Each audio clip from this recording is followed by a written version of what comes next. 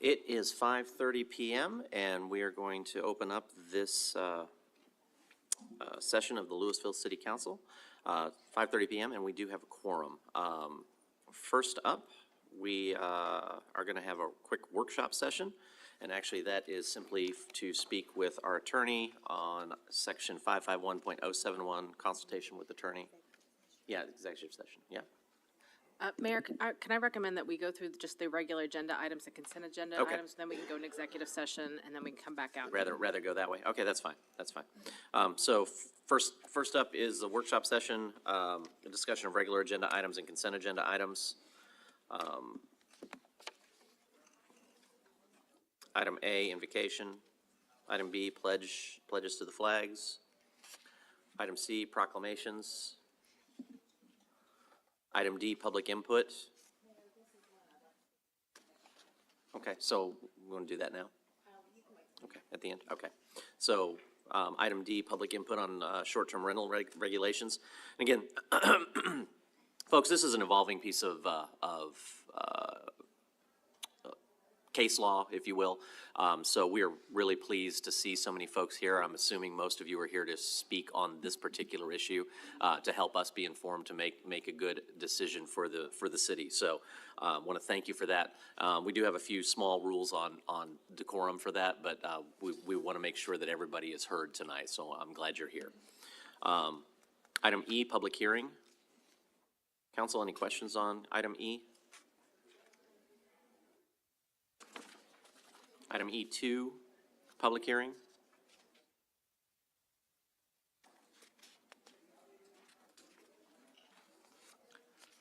Item E3, public hearing.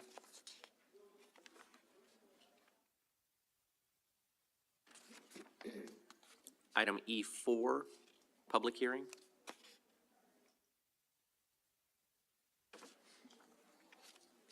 Item E5, public hearing. Mayor, I just wanted to clarify in the admin comments on E5, it says that staff is requesting that City Council approve ordinances. We're actually only holding a public hearing today, so the ordinances will be considered at a future council meeting. Thank you. Item F, Visitor Citizens Forum. Item G, Consent Agenda. G6, Minutes. G7, Second Amendment to the Developer Agreement with Russell Glenn. Item G8, ratification of the Trees for Texans grant. Item 9, variance to Chapter 3, Animals. Mayor, I would like that pulled. An executive session for that as well? Okay. Item 10, resignation from the Library Board, Place 6, and appointment of Abigail Crafton.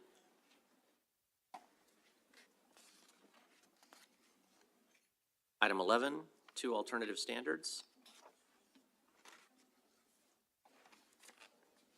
That's a regular hearing, by the way. We're in H11. We're no longer on consent. Item 12, consideration of 2 alternative standards for the UDC.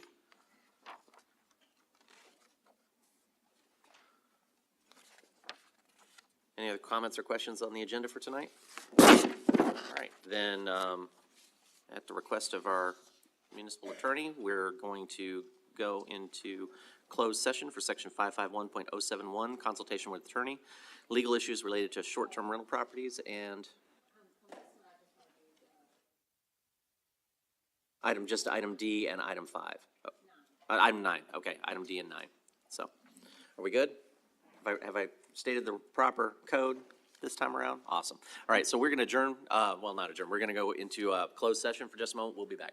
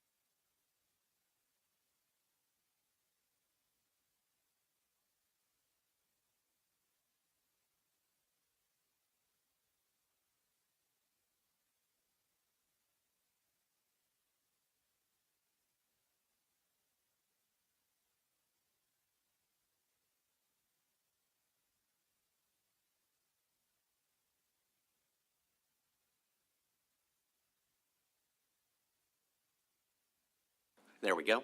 We're going to go back into our regular session.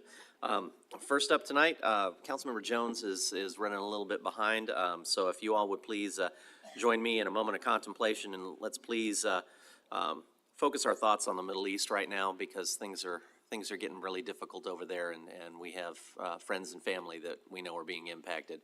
And so if you could keep those folks in your prayers. But please join me for some silence.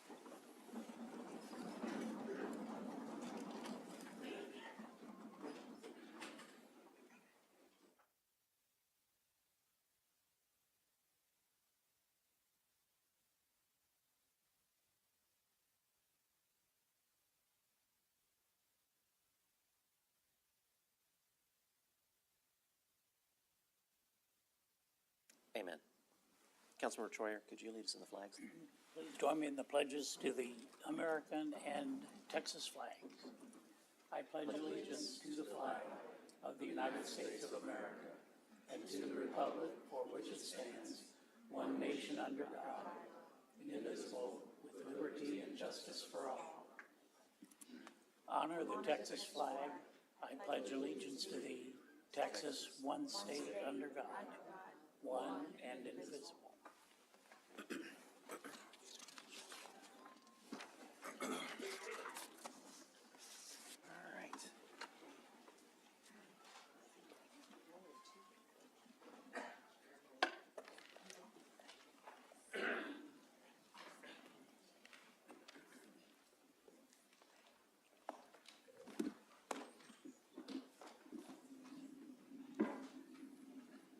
Still one of my favorite things to do. All right, we have a couple of proclamations this evening, and so first up, do we have anybody from ITS? There we go. Chris, the team, come on up. This is, it's not the guys with the cars and the guns, but it is absolutely critical to the successful security of our city. And this is Cybersecurity Awareness Month. So for those of you who don't know, the internet's kind of a dangerous place to be anymore. And so these guys, are dealing with hundreds, if not thousands, of different trials to attack and implement all sorts of nasty stuff on our infrastructure. And it's really tough because municipalities especially have lots of critical information that we store and keep, even just water bills. And so that makes your city a target. And we have an amazing team here that keeps us protected on a daily basis. So this is our proclamation in support of Cybersecurity Awareness Month for 2023. And whereas the city of Lewisville recognizes their vital role in identifying and responding to cybersecurity threats that may have significant impact on residents, as well as our individual and collective safety and privacy. And whereas cybersecurity education and awareness is crucial to everyone, including large corporations, small businesses, financial institutions, schools, government agencies, the home user, and anyone who connects to the internet, be it with a computer, mobile phone, or other internet-connected device. And whereas we showcase the need to inspire, engage, and inform the public about steps that all citizens of Lewisville can take to protect themselves online, heightened awareness of essential cybersecurity measures will contribute to keeping the overall community safe and secure online. And whereas maintaining the security of cyberspace is a shared responsibility in which each of us has a critical role to play, and awareness of essential cyber hygiene will improve the security of the city of Lewisville's information, infrastructure, and economy. Now, therefore, be it resolved that the month of October 2023 is hereby designated as Cybersecurity Awareness Month in the city of Lewisville, proclaimed this 16th day of October 2023. Mr. Lee, do you have any words? Yes, sir. I just want to thank everybody in the organization for participating in our security posture. It's really up to all of us. Our end users are the lowest hanging fruit, if you will, and it really takes all of us collectively to strengthen that posture. So thank you.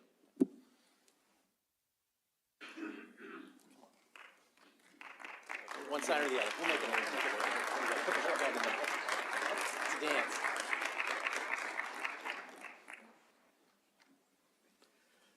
So a couple of pro tips on cybersecurity. If somebody wants to make you feel rushed, it's bogus. Number two, and I know nobody wants to do this anymore, but pick up the phone and call somebody. Don't call the number on the screen.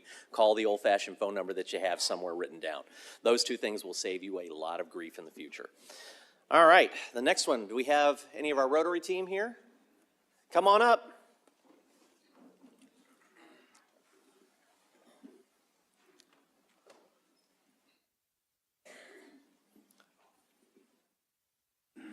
And I hope at some point we no longer have to do this proclamation, but it's important. So if you know Rotary, you know that polio prevention and eradication is a big part of their mission. And the three of us standing up here are local Rotarians. And this time of year, we always have a proclamation about the elimination and reminder of polio and the vaccine that is amazing at stopping it. So whereas polio is a crippling and potentially fatal disease, it still threatens children in parts of Asia. And whereas it is critical that individuals be vaccinated against polio in order to avoid infection by the polio virus, and whereas the incidence of polio has declined throughout most of the world due to various education and immunization programs worldwide, and whereas Rotary International and individual Rotarians have contributed over $1 billion and spearheaded collaborations with donor governments, the World Health Organization, UNICEF, Centers for Disease Control, and the Bill and Melinda Gates Foundation, leading to a significant reduction in the incidence of polio worldwide by over 99% since 1985.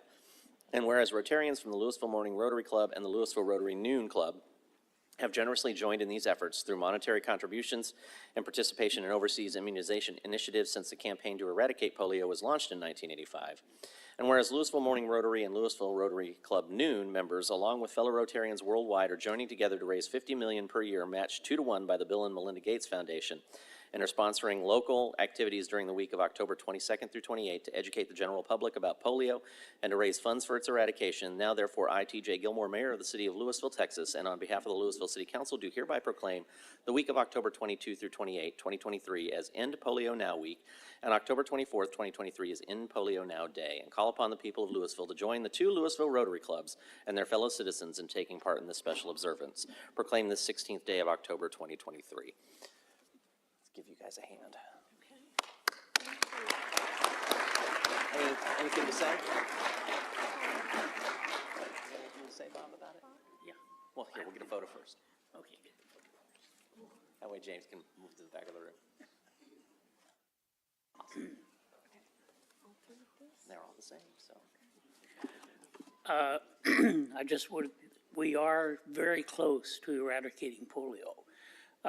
One of the things that is very interesting to me is when our Rotary Club distributes dictionaries to third graders in the Lewisville School District, I always ask the question, how many of you know what polio is? And very few of the third graders ever raise their hands, which is very pleasing, because that means, you know, it's been eradicated in the U.S., although we did have one case in New York this spring, which was brought in from out of the country. But when I was in third grade, if we would have asked that question, excuse me, every hand in the room would have gone up, because everybody knew somebody or was affected in some way by polio. This year, there have only been around 20 cases of polio in the world that they were in Pakistan and Afghanistan.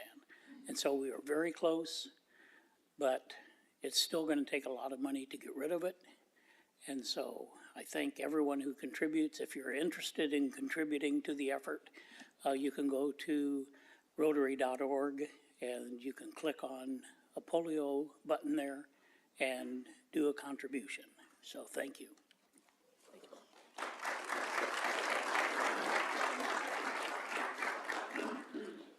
And my grandfather and my uncle both had it, so it's not that far gone in this country. That or I'm getting older.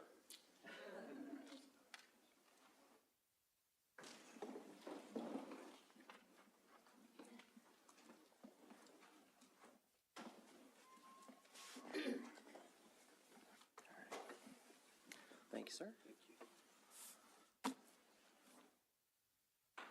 All right, item D, public input, potential short-term rental regulations.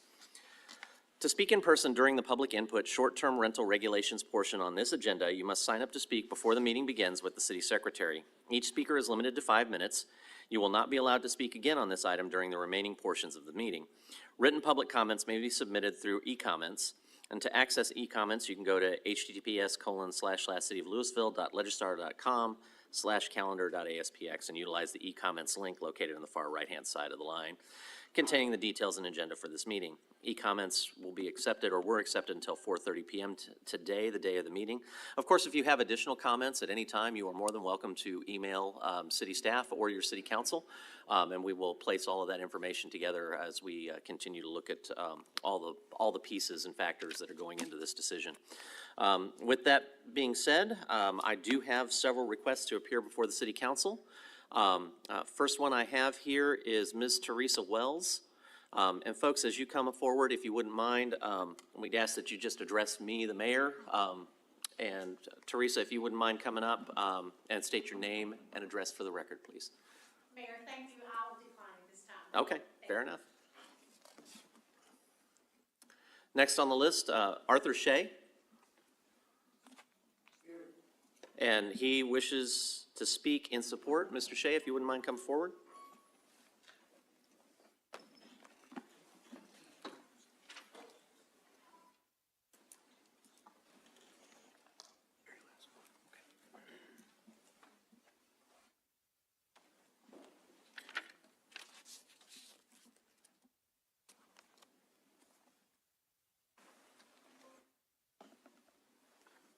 Mr. Mayor, And Mr. Shea, if you could state your name and address for the record, my please. name is Arthur Shea. My address is 762 Mockingbird Drive, Lewisville, Texas. My problem with this rental properties not being controlled somehow is that I find them ubiquitous to our parking areas. They park in front of the house, behind the house, they crowd the road. Usually there's 2 or 3 cars involved, a big family coming in a reunion, and they have no place to park, they think, without parking on the property to which they paid the rent. I feel, I'm not going to get into all the legal aspects of this, but it seems to me the property owners in the city of Lewisville, whether they're living in the property or not, are responsible for the upkeep of that property and the maintenance of it. My point is that this property that I am speaking about on my street appears not to be taken care of. They're parking all over the place in neighbors' yards. And now typically it's on weekends, I'll grant you that. But sometimes it carries over into the middle of the week. And my folks on my street really they're kind of upset. But it seems that if in the rental agreements that these people obtain from some entity, I don't know where they get them, we should have some control over them as to what is and not proper in the city of Lewisville. Basically, I know that covers a lot, but it's a suggestion. It's somewhere to start. And I think we ought to start now. Thank you. Thank you for input, sir. Rebecca Rector?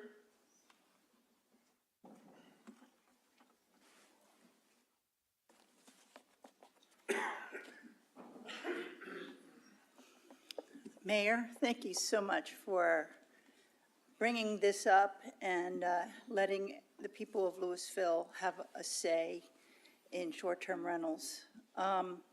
There are 3 short-term rentals near my house.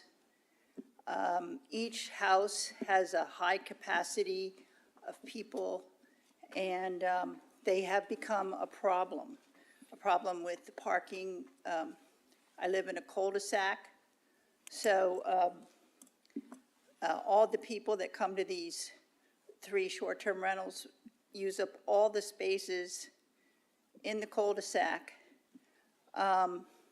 This weekend, there were trucks that came with huge trailers, and there is no room for them to maneuver, let alone park. And I think the police were called this weekend about that. I'm a short-term rental user in Hawaii. but it's just a small apartment. You get rated on if you're a good person or not, or if the apartment is a good owner. But I think the houses in Lewisville in private neighborhoods should not be allowed to have essentially hotels in their neighborhood. And I would like for you guys to regulate it and to not allow it in residential neighborhoods. I mean, commercial neighborhoods, that might be something that could be okay, or apartment buildings, but certainly not in residential neighborhoods, because it's essentially a hotel, and it's bringing in strangers, traffic, noise. The parties are very loud, trash behind my house. So I really hope that you take a stance like a lot of other places have and made the short-term rental a hotel, and it's illegal in residential neighborhoods. I really appreciate you guys looking into this. Thank you, Ms. Rector. I'm And your- sorry, I missed the address. And I'm just going to give that down. Your address is 2337 Clearview Court here in Lewisville. Yes, Okay, thank you. thank you. Chris Croney? And if I do, please give me some grace if I mess up your name. But Mr. Croney, name and address for the record. Yes, Chris Croney, 1320 Robin Creek Cove in Lewisville. So I made the conscious choice to move from Flower Mound after living there 10 years to Lewisville because I thought it would be a great place to raise my family. I was wrong. My house turned into a party zone because of the short-term rental next door to me. Not only do people come and spend the weekend, which is, for the most part, fine, because usually there's 2 or 3 cars. They also rent the pool out for parties where I'll have 20 or 30 or 40 cars wrapping around my block to have a party. There's not a day goes by that I don't have to pick up trash out of my yard where somebody's opened up their car door, their stuff is falling out. I pick up bullets off of the ground. Sometimes I find drugs in front of my house where my kids and I live. It's not my home anymore. It's a transient area where people come and go. They don't care about it. They're there for whatever they rented it for, a weekend or an afternoon, and that's all. I've had people walk into my house thinking it was the rental. I have people come into my backyard all the time thinking it's the rental. And it's completely unacceptable the way this has gone. I have absolutely no problem with the profit motive or people making money. But most of the people that own these don't even live in this city. The one next door to me, they live like 5-10 miles south of Lewisville. They're making a lot of money that's not getting put back into this community at all. And again, if I had it to do over again, I would not make the mistake of moving to Lewisville if I'd known this was what it was going to be like. It's every single day. And it's not just 2 or 3 cars. And they find ways to circumvent other laws of the city. For about 6 months, a company rented it for people to live in, and they ran a business out of the house next door to me, where they were selling solar panels door to door. They conducted their sales meetings 2 or 3 times a week, where they would bring in 20, 25 of their sales reps all day long for a sales meeting. And again, disrupt the street, disrupt the traffic, bring in trash, just constant stuff. I have to go out and flag down the postman to get my mail, because there's always cars in front of my mailbox. And it's just not the right way to be. And it's just tough. If it was next door to you, you wouldn't want it either. So, I have a clarifying question before we go. yes. I'm sorry, it's Patrick over here. So you mentioned renting the pool out. I'm envisioning this is a neighborhood pool that they're renting out. It's not like a No, it's a private pool in a backyard. So- There are ways that you can do not just short-term rentals, but there's also a website where you can rent your pool for the day, the weekend, where I people see. can just come in and out. Okay, So, thank you for the clarification. And I'm sorry, because I'm a little protective of Lewisville. Does Flower Mound allow short-term rentals? Do they have regulations or bans on short-term rentals? I do not know what the Flower Mound laws are, but all I know is at the time, and I understand things are different today, we didn't deal with this when we were there. Okay, they do not. Okay. They do not have any ordinances. They don't have bans. Yep. Well, I wouldn't want to live there And now we're- either. Okay. Just needed to point that out. Thank you, sir. Sierra Lucille Collins?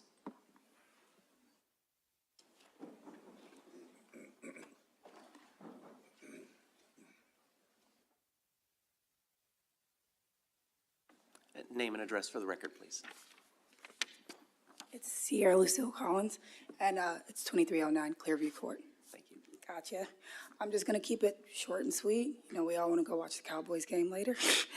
So who are we to tell people what they can do with their homes at the end of the day? Whether they want to rent it out to somebody, whether they want to rent it out to a family. This is America. People can do whatever they want with their homes.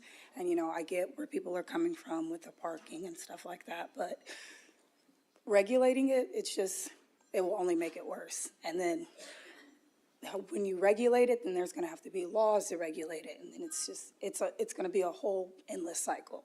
You know, when we came here 4 years ago, that we came to the council, y'all had no problem with Airbnbs, and then all of a sudden now it's a problem. So, you know, it's not broke, don't break it, you know?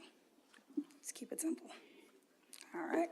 Thank you, Ms. Collins. I'm sorry, before you go, Ms. Collins, curiosity, do you own a short-term rental? Yes, Okay. me and my boyfriend. Fantastic, thank you. Yes. I just wanted to get clarification. Yeah. I appreciate it. Gotcha.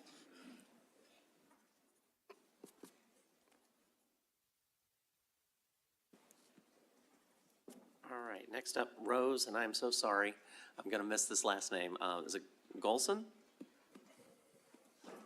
Johnson, okay, thank you. Oh, there it is, I got it. And name and address for the record, please. Rose Johnson, 2309 When you're ready. Clearview.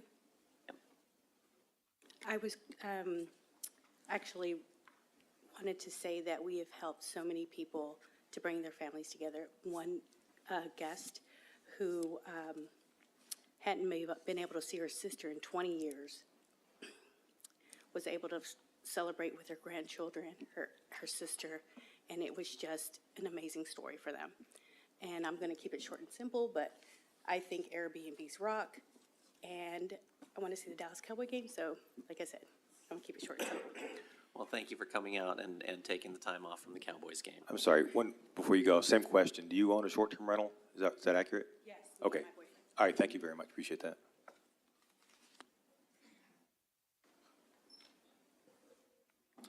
Tim Gortz? Gates, thank you.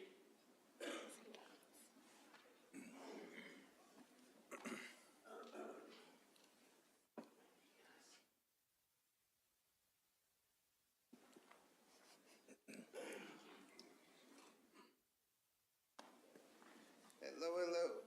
And Mr. Gates, name and address, please. Tim Gortz, 2309 Clearview Court. So, I'm pro Airbnb. And before I put my house on Airbnb, I lived in my house for several years.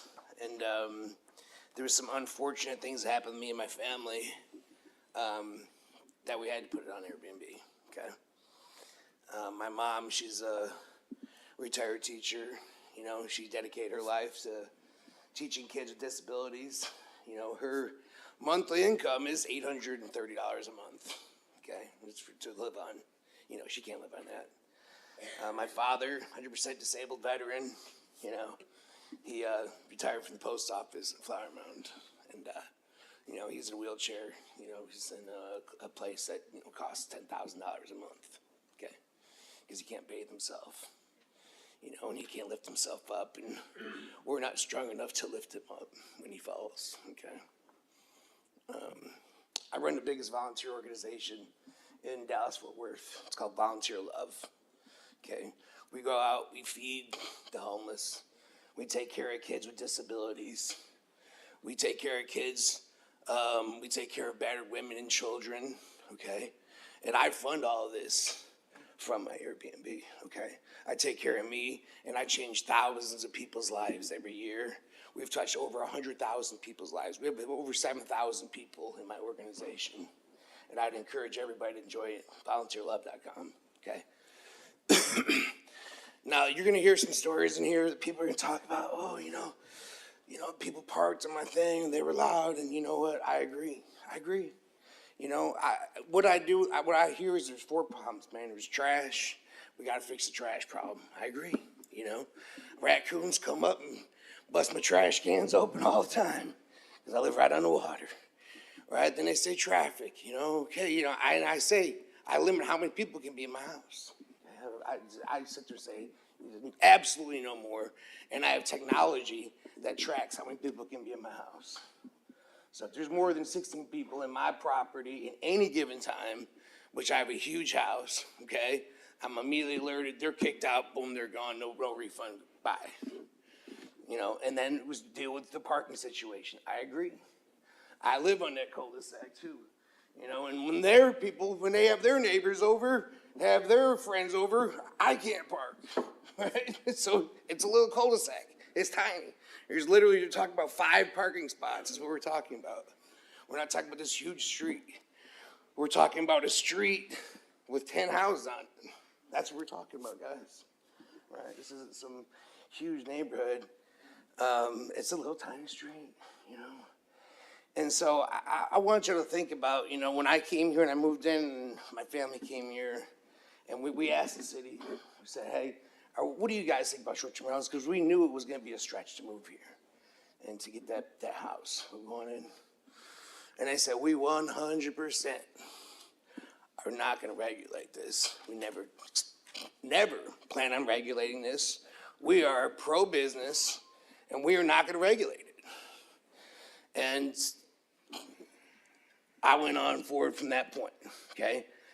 And I want to say something else. I love my neighbors, and my neighbors, I welcome them all to come to my house and come talk to me. Come knock on my door. I feel uncomfortable driving down my own street to my own house because my neighbors got signs up and down. I think, no, come talk to me. Can we talk, right? And I welcome everybody to come to my door and to come talk to me. And I've had 0 calls. I've had 0 complaints because I'm a good owner. I do the good things. I do the right things. You know, I have people come in from all over the world, you know, that have stayed there and had beautiful experiences, you know, from grandparents having the last weekends with their kids before they're going to die, right? To church organizations, to, I mean, I've literally had 300 people stay at my house and not one complaint, not one call. Now take these people that are getting the calls and the guys with the, you know, with the bullets in the backyard. Yeah, let's get rid of those guys and get rid of the bad people. You know, I agree. You know, but don't rob me of my property rights and of things I've been promised. Don't rob me and my mom and all these people that are benefiting of things that we've been promised by over-regulating, you know, and so there's going to be a fine line there.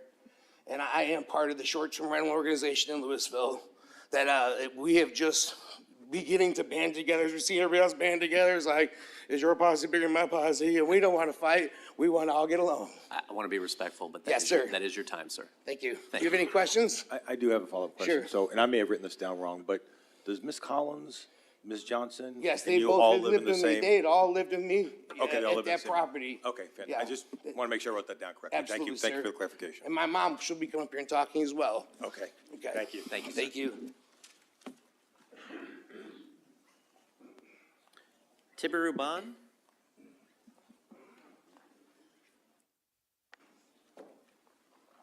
Meet me halfway. I hope I didn't get it too bad. Name and address for the record, please, sir. Tiberio Ban, 1113 Raleigh Drive, Lewisville, 75077. I immigrated here in USA from Red Iron country for reasons, from many, many other reasons, freedom being the first one. And in my country, if you are not a communist member, in your house, somebody else was forced in your house. And in my personal experience, I lived 9 people in 2 rooms. These rooms were used as a kitchen. These rooms were used as a sleeping, but overcrowded over there. Now we want to have the same thing in Lewisville when we have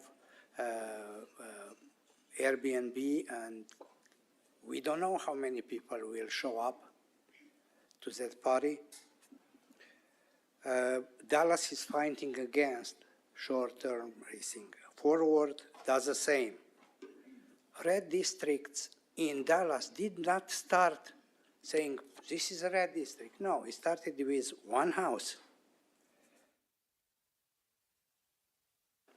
I fear for the safety of my grandkids who are living next door to a proposed Airbnb. Value of the houses will definitely go down. And that is my speech. Thank you, sir.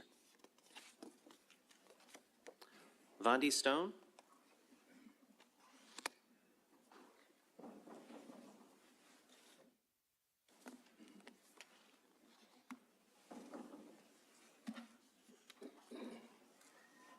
Hello. Can you hear me? Yes, Hi, name my and name address. is Vandy Stone, 1108 Fire Water Circle in Lewisville. So I'm not against the short-term rentals, actually, Airbnbs. I know that there's an economic value that it brings, but I do believe that it should be in an area such like in Arlington. I think they, the Dallas Cowboys Stadium, in that area, it used to be like 1 mile, you can have like short-term rentals, and then now they've pushed it out to like 2 miles. It makes sense, right? Because that's a lot of entertainment. I live in a small cul-de-sac with kids on the street. We get tons of cars on the weekend. There's a whole bunch, parties every weekend, and it's really starting to impact our neighborhood. And, I know we talked to the police before, and they said, hey, you can call the non-emergency, or if it's a true emergency, call 911. I get all that, but sometimes in the middle of the night, the non-emergency number is not going to help. And of course, there's not no murders, there's not real violence going on. But there's still a lot of nuisance, so like the police won't come. So I guess what I'm trying to say is that there's a lot of heartache, a lot of pain, a lot of we're spending all of your tax dollars, our tax dollars, spending time talking to you. I don't know how many emails, how many phone calls, how many meetings that we're gonna have to that we've been in to try to be heard. I don't know how much you guys can regulate. Honestly, I don't know legally, what you guys can do to regulate these things, but if you guys can't do anything for our pain and anguish, I think you guys need to reduce our property taxes because we're impacted. So if the short-term rental owners are gonna benefit from that, well, we need some benefits too, like reduce our property taxes. I think that's only fair. Thank you. Thank you. Noriko Redmond?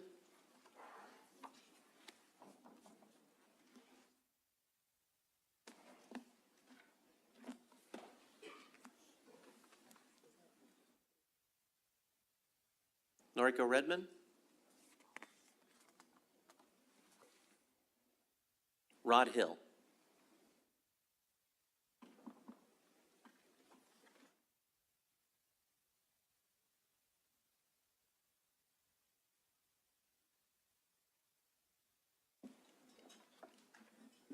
I'm Rod Hill. I live at 1870 Paco Street, Lewisville. My wife and I moved to Lewisville a couple of years ago, and after working a lifetime to retire.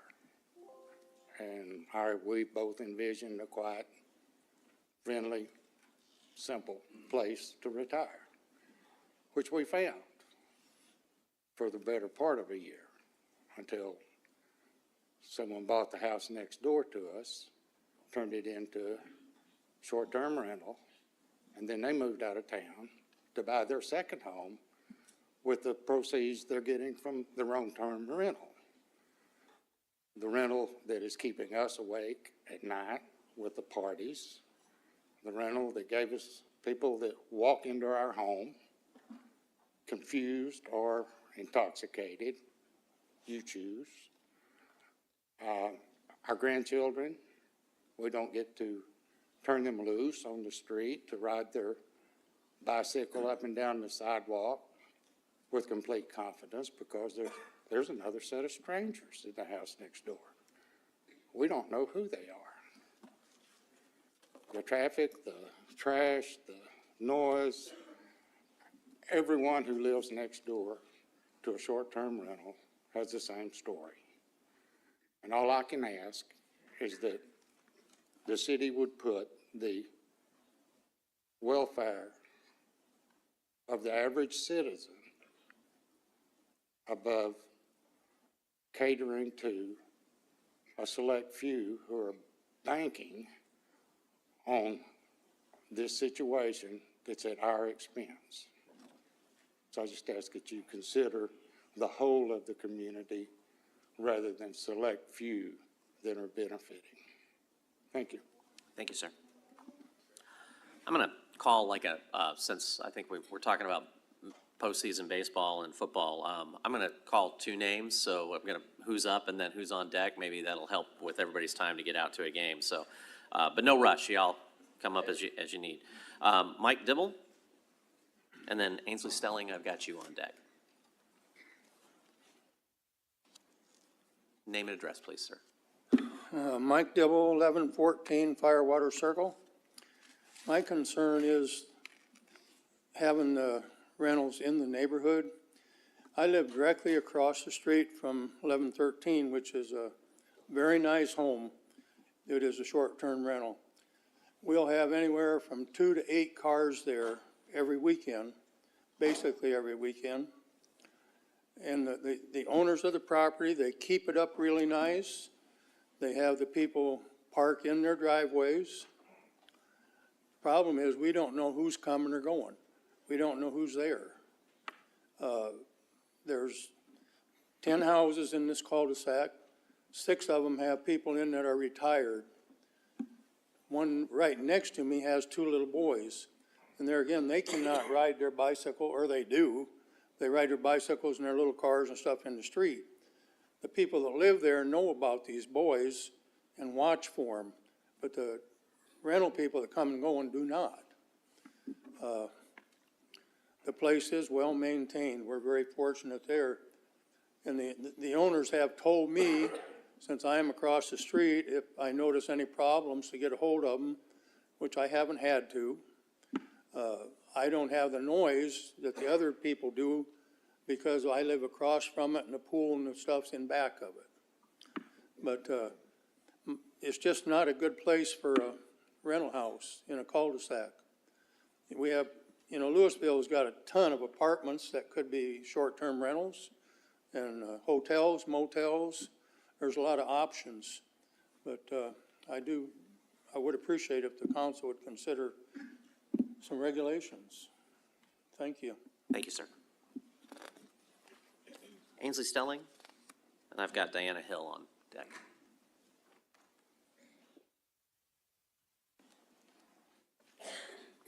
I'm hoping everybody got their packets. And name and address. Ainsley Stelling, 1001 Forest Park Drive. Good evening, Mr. Mayor. We all know that there's risk in everything we do. On page 2 of the packet that's being passed around, when you get in your car to drive anywhere, you take a risk of an accident. If you work out, you risk an injury. If you have an addiction or bad genetics, your health is at risk. Even investment firms make the statement that all investments come with a risk. Earning money is not guaranteed. With that being said, nothing in this life is guaranteed. So why should short-term rental owners live risk-free with their choices of owning and or operating a short-term rental in a city where there are no current regulations? The prohibition of operation of whole house STRs in residential neighborhoods does not affect owners as gravely as it sounds. The IRS allows for all kinds of tax deductions for rental properties, including improvements of a property through depreciation reporting, and allows for losses up to $25,000 a year through deductions. Albeit no one likes to lose money, but it exists for people who have experienced a loss. Page 3, the real risk of short-term rentals resides with the neighbors, and it is a risk we cannot easily escape.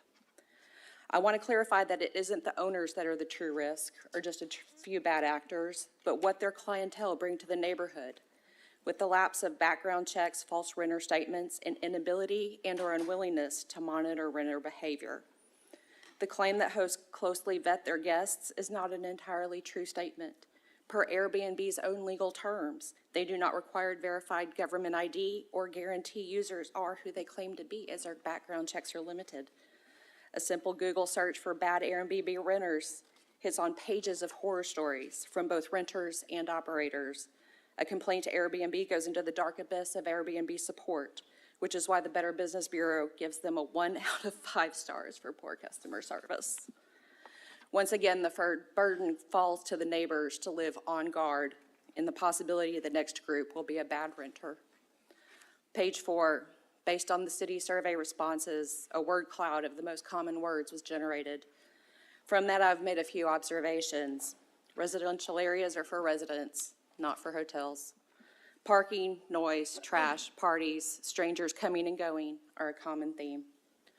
Several responses were positive or had no bad interactions with short-term rentals, and that's awesome. But there are no promises that it'll remain that way. These are the risks that neighbors deal with week in and week out with a short-term rental in our neighborhoods. Apparently, there has been gunfire and SWAT interactions with short-term rentals that did not make the news. But how long before one of those instances does make the news because of a death or injury? There is an increase in this possibility if these unregulated hotels are allowed to continue to operate in our neighborhoods. Page 5, in previous council meetings, we've discussed how high supply and low demand prices are reduced to drive up demand.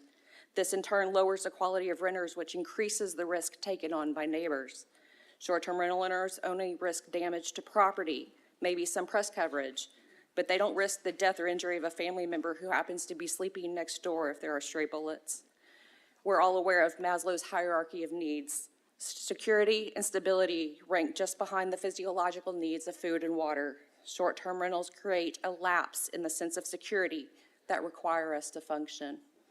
In fact, 84% of residents in North Texas don't even want to live next door to a short-term rental, according to an WFAA poll from 2018.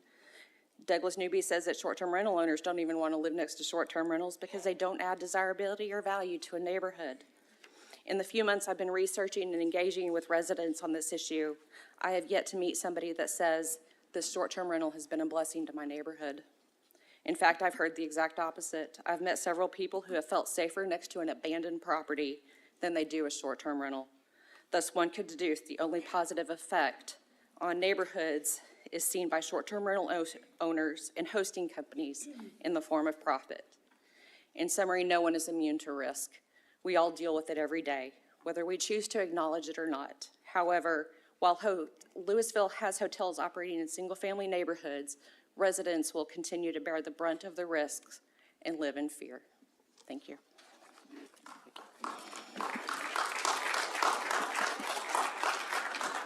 Mayor, I have a question. May I ask my question? Chief, how many gunfire calls and SWAT calls have we had to short-term rentals in Lewisville?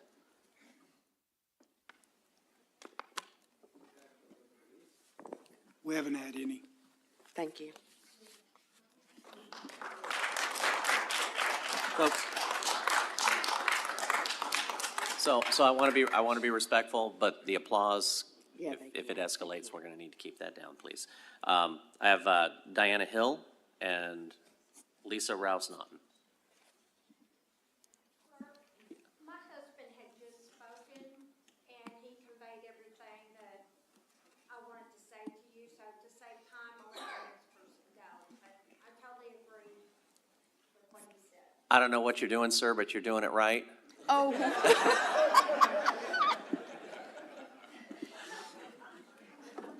Thank you, Ms. Hill. Ms. Naughton? Yes. All right, if you would Lisa name and address. Naughton, 2044 Briarcliff. Thank you. I've lived on Briarcliff for 31 years, raised my family, and a few years ago, I probably wouldn't have had an opinion at all about Airbnbs. And I'm not going to talk about the traffic and the lawns and all of that, because that is a problem. I'm going to talk about safety.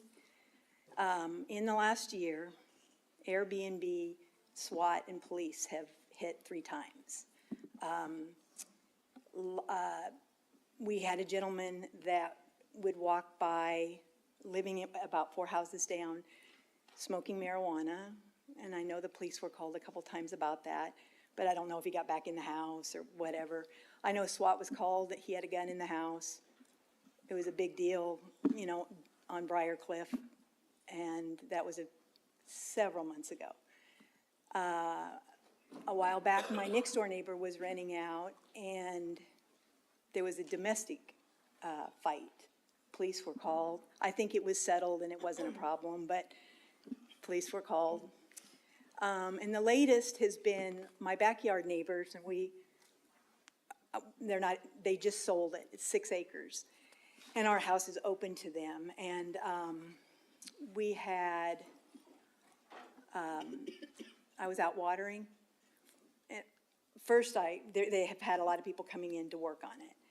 And I'm like, oh, are you the new neighbors? No, I'm just working. It's going to be an Airbnb. I've been told 2 or 3 times. And they've been working for a couple months on it. And then I was out a few weeks ago, and undercover SWAT came within this far away from me. I mean, with guns, full bodyguard, I don't know what it's called, but that's where the whole big thing on Valley Parkway, which I'm sure a lot of people heard about, but that was in my backyard. And I guess the biggest concern for me is, like, again, Airbnbs, you know, they're talking about an Airbnb there. And I'm concerned about safety. I mean, so three things that have happened right beside me in the last year has either been police or SWAT, and 2 have been SWAT. And this has been in Lewisville. Briarcliff. Where they don't show any calls for SWAT or gunshots. Valley, the one behind me was Dallas, and it was on the news, and I'm sure everybody was watching it. They shut down the Thrive. That's what was going on. That wasn't an Airbnb, ma'am. They're turning it into an Airbnb. That's what they're doing. Those workers were back there working. Okay. Y'all, I am so sorry, but we need to stick to what is happening with short-term rentals in Lewisville. What she is speaking of is a shooting that took place very publicly on the streets of Dallas, and they tracked that individual here. It had absolutely nothing to do with we don't know what it a short-term rentals. Well, we do. And so I would like, instead of assuming, we need to get to the crux of some of the real issues here. Okay. When we have absolutely no calls for gunfire, no calls for swatting. An example that you just set had nothing to do with the short-term rental. It did have to do the SWAT thing with that a was called fugitive. the though. SWAT, okay. It had to do with the fugitive that just happened to come here. And they're turning it into one. The people I working don't there. know what they're turning it into. So let's. But I would like to stick to the real issues that you actually are seeing, like parking, like trash, like parties, like noises. Like Councilmember somebody- Cade. Like that stuff. Councilmember Cade, I'm going to ask that you just go ahead and let Ms. Naughton finish. Okay.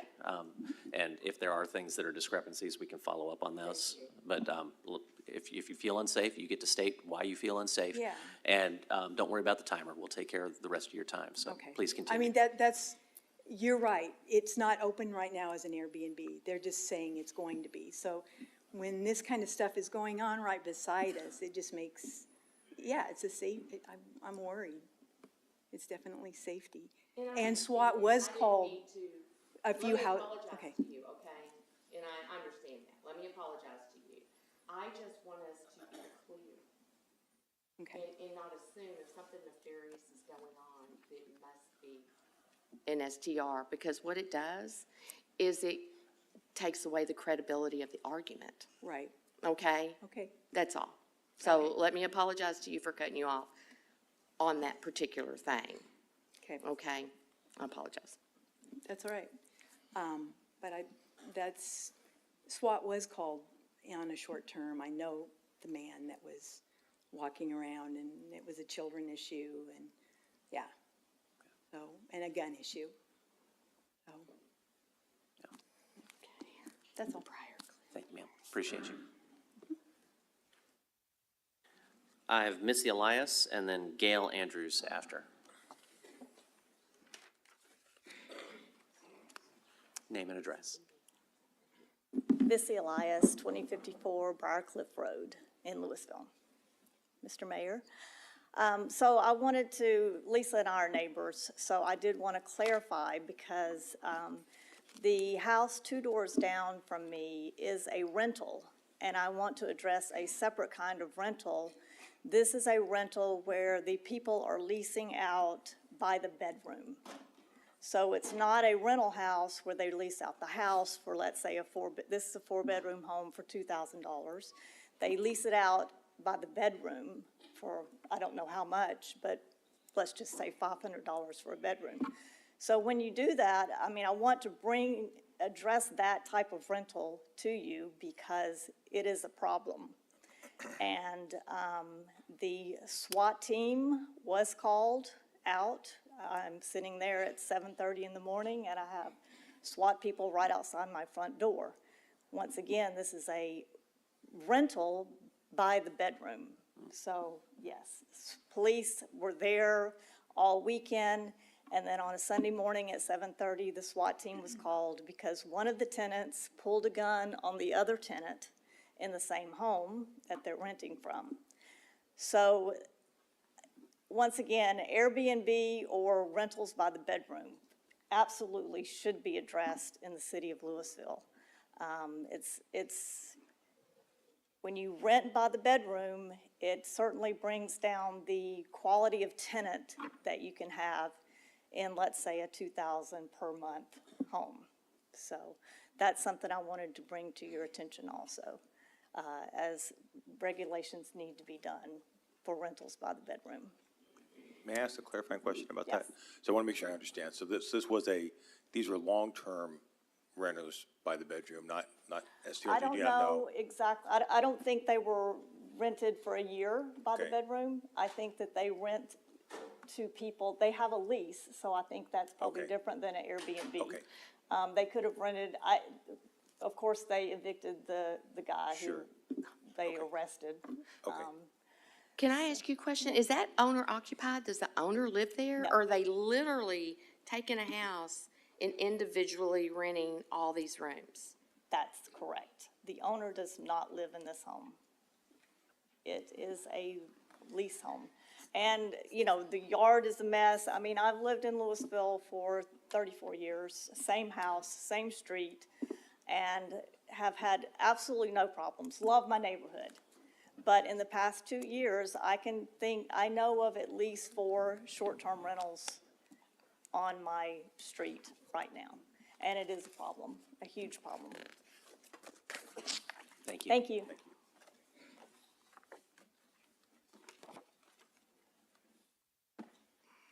All right. Susan Goetz?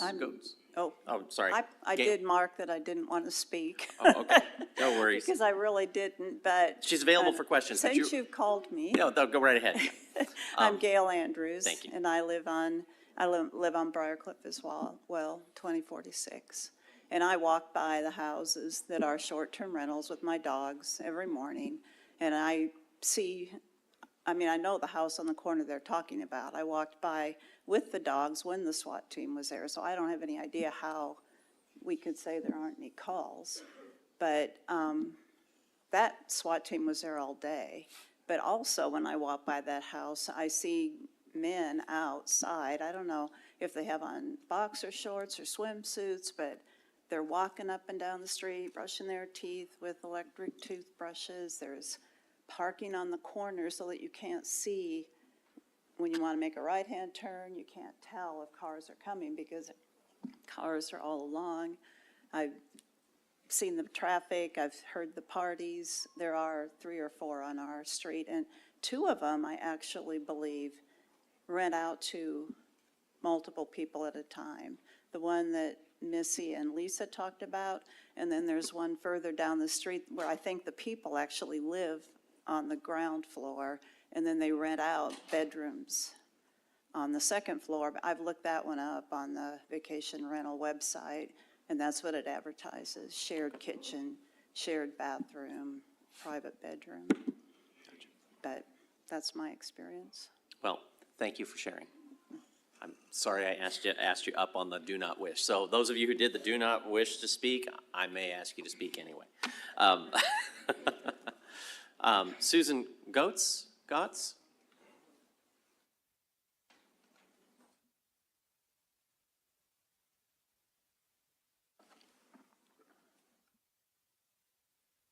And then Timothy Gotts is on deck.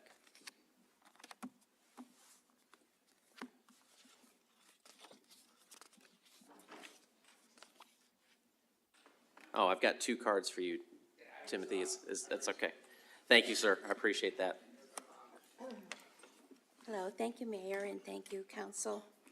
Just want to read this off to you.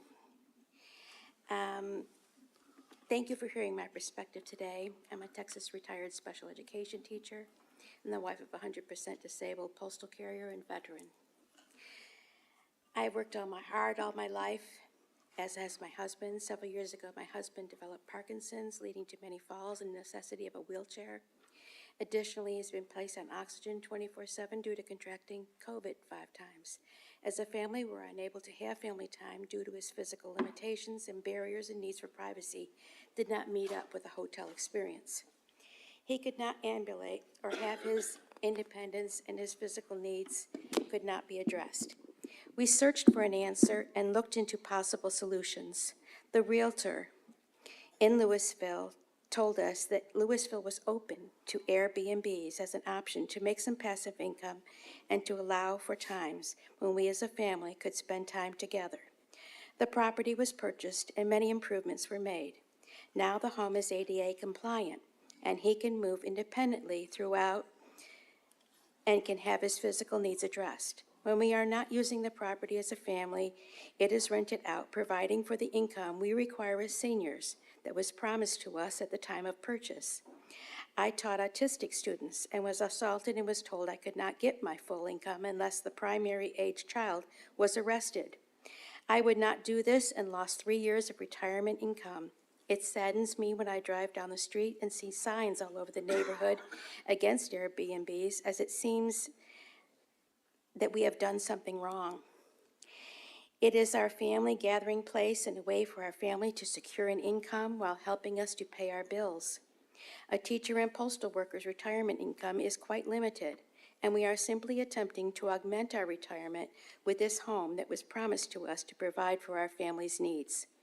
I do not feel welcome in the neighborhood despite our attention to improving the property and being a good host to guests and have place to recreate with family. Please return this promise to us and allow us to participate in the American dream. Our investment is hard-won, and losing it would be a very great loss to our family. Please also know that we were promised certain things, and we expect to live up to our responsibilities as being responsible Airbnb people. Thank you. Thank you, Ms. Coates. Got Jana Beckner, followed by Todd Winters. Name and address, please. Good evening, Mayor. My name is Jana Beckner, and we have been invested in the city of Lewisville for the past 13 years. When we purchased our home, it was with the understanding that we were purchasing in a single-family residential neighborhood. And recently, the home almost directly across the alley was purchased as a VRBO. This has been a frustration to all the neighbors that I've spoken with. I did gather several signatures of people that are in opposition of VRBOs in our neighborhood, because no one knowingly purchases a home and expects to have a business next door that directly affects them on a daily basis when it's zoned for single family. We would have moved next to a hotel had we wanted to do that. This new change brought a huge concern for safety that everybody's been talking about, but not only just for our street, but the surrounding neighborhoods as well, because these people are walking up and down our streets. They're all over. We have no idea who they are. They're just strangers. I've got my children, my grandchildren. It's terrifying. I can't let them go out and play. I don't feel comfortable having them in my backyard even. They're roaming our neighborhood every week. So far, the curfew time that the owner said he imposed has never been met that we can see. You know, they're out there till 10 o'clock. One time it was 1:30 in the morning. Only supposed to be 8 vehicles. Really, only 8? Well, there's been up to 10, and they're just blocking the whole front of people's mailboxes, down the sides, on both streets, and it's just gotten ridiculous. They are in the alleyway when I'm trying to come in and out. I can't even get into my own home. And this verbo that we have allows up to 20 people in the home at one time. This isn't a one-time gathering of family and friends during a holiday, which is understandable for anybody who owns a home, but a weekly business with continuous noise, strangers, and traffic. And it's obvious from the multiple cases of beer seen coming into the house, and a picture that I did bring for your review of a male on the top of the house jumping off into the swimming pool, that this is a party house. That's all it is. I just can't believe, I just never heard of this before till it happened to me, which I'm sure is what happened to everybody else that had, you know, a verbo come into their home. Any home-based business should not be allowed to affect others in the neighborhood. I just can't believe that it's happening across the street. Other areas have been, Dallas, Coppell, Fort Worth, because of violence and crime, and we respectfully request the same. You know, sadly, our current world brings more and more violence, and we don't need the extra fear that comes from that. And it is only a matter of time before someone gets out of control and our neighborhood is affected. You know, please allow us to reside in a neighborhood that was presented as a single-family dwelling when we in good faith purchased our homes. Thank you for your time and consideration. Thank you. I have Todd Winters, followed by Nancy Wang.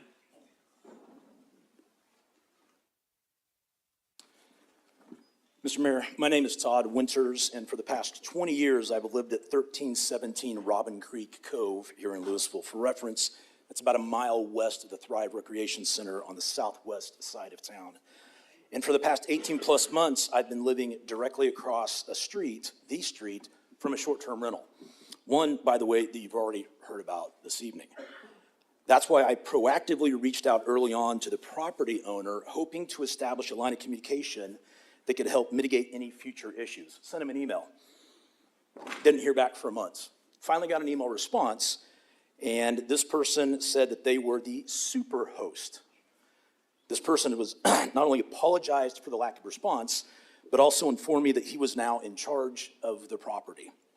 For those who don't know, an Airbnb superhost is an experienced property supervisor, someone who vets potential rentals, handles any issues, in many cases is in charge of multiple properties. They are, excuse me, they are in every sense of the word, managers. Homes don't have managers. Businesses do. Hotels do. And make no mistake, a short-term rental is just like a Marriott, it's just like a Hilton, it's just like a Motel 6. They all provide a place to sleep. They host different guests on a regular basis, and they're cleaned between uses. That's a hotel. Just ask the state of Texas. According to Title II of the Texas Tax Code, the state considers short-term rentals to be hotels for tax purposes. Let me repeat that. The state considers short-term rentals to be hotels for tax purposes. In this case, if it walks like a duck, and it swims like a duck, and it quacks like a duck, it's a hotel.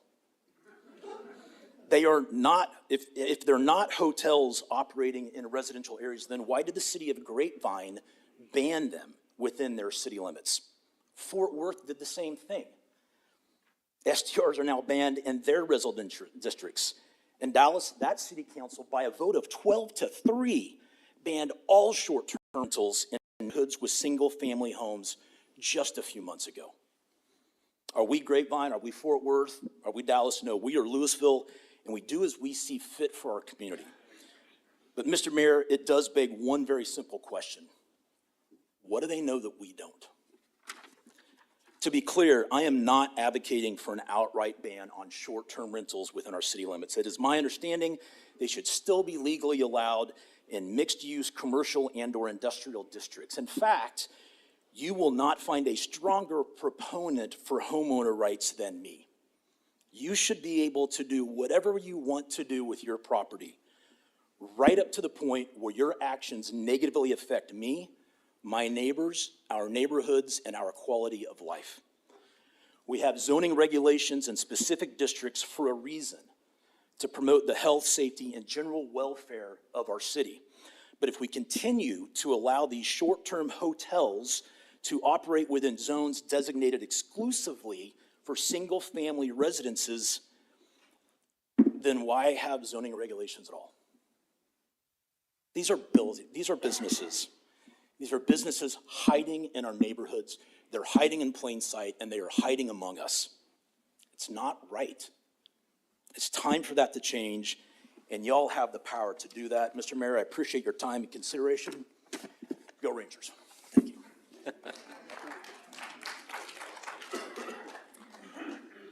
I have Nancy Wang, followed by David Margulis. Good evening, Mr. Mayor and the council members. My name is Nancy Wang.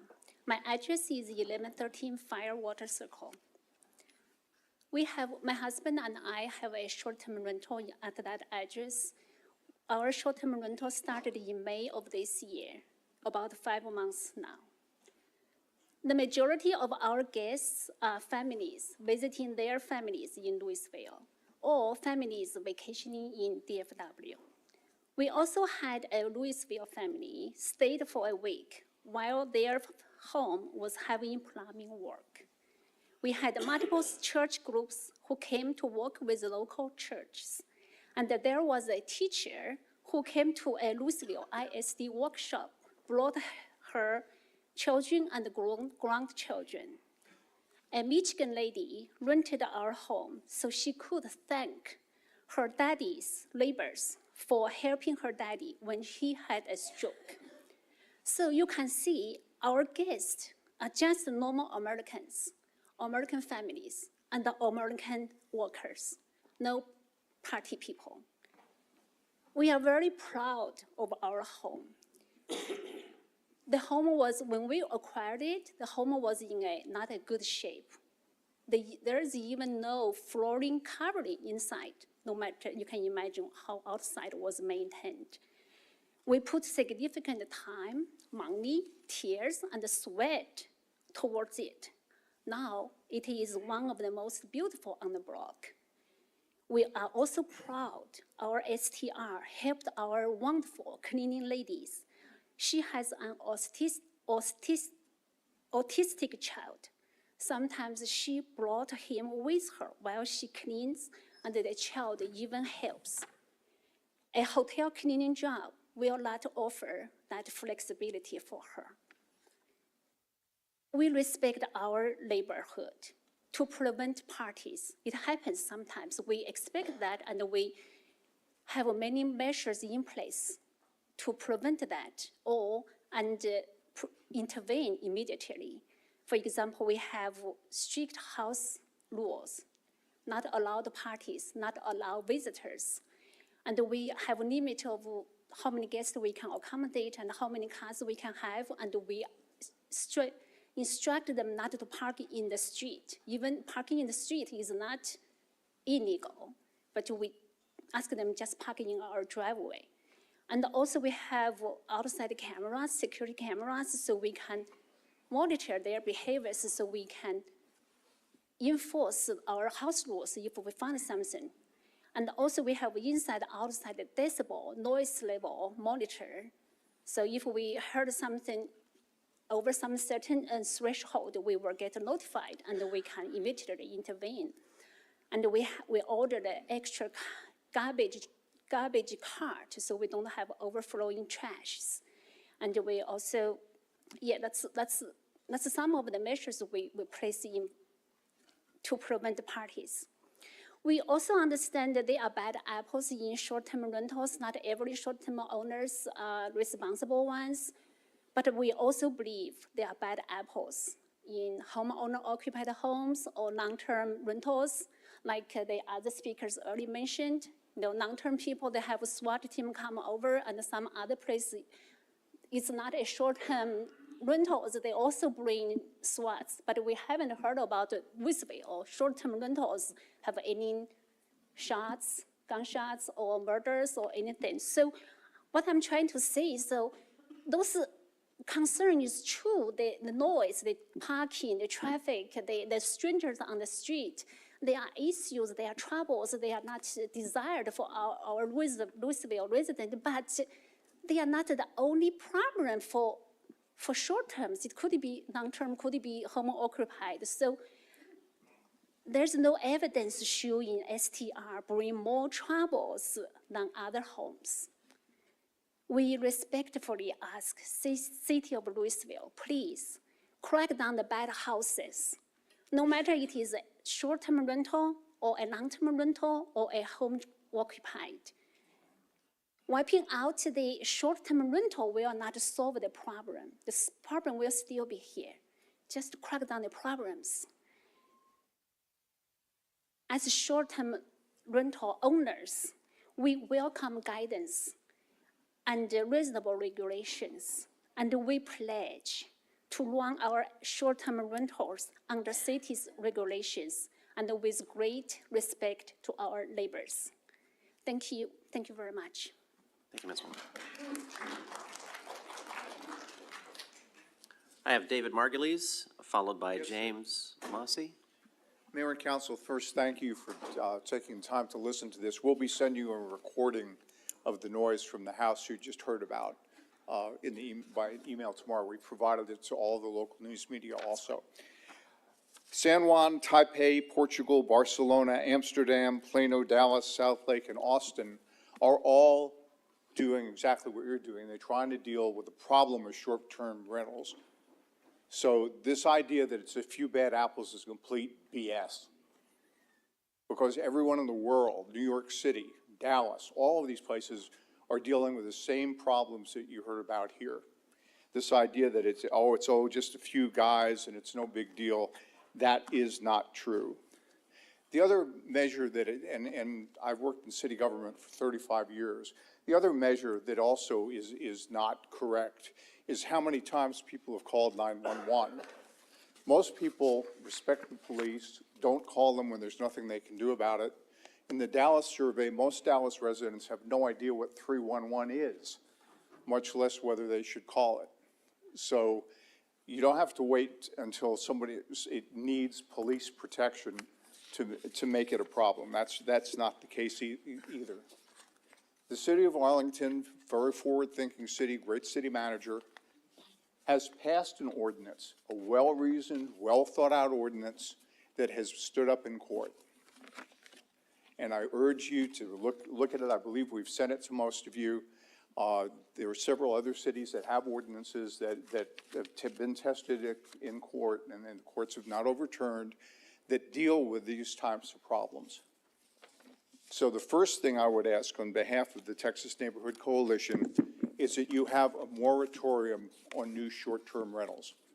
They went up 96% in the last 3 years. Other cities all around you are curtailing them.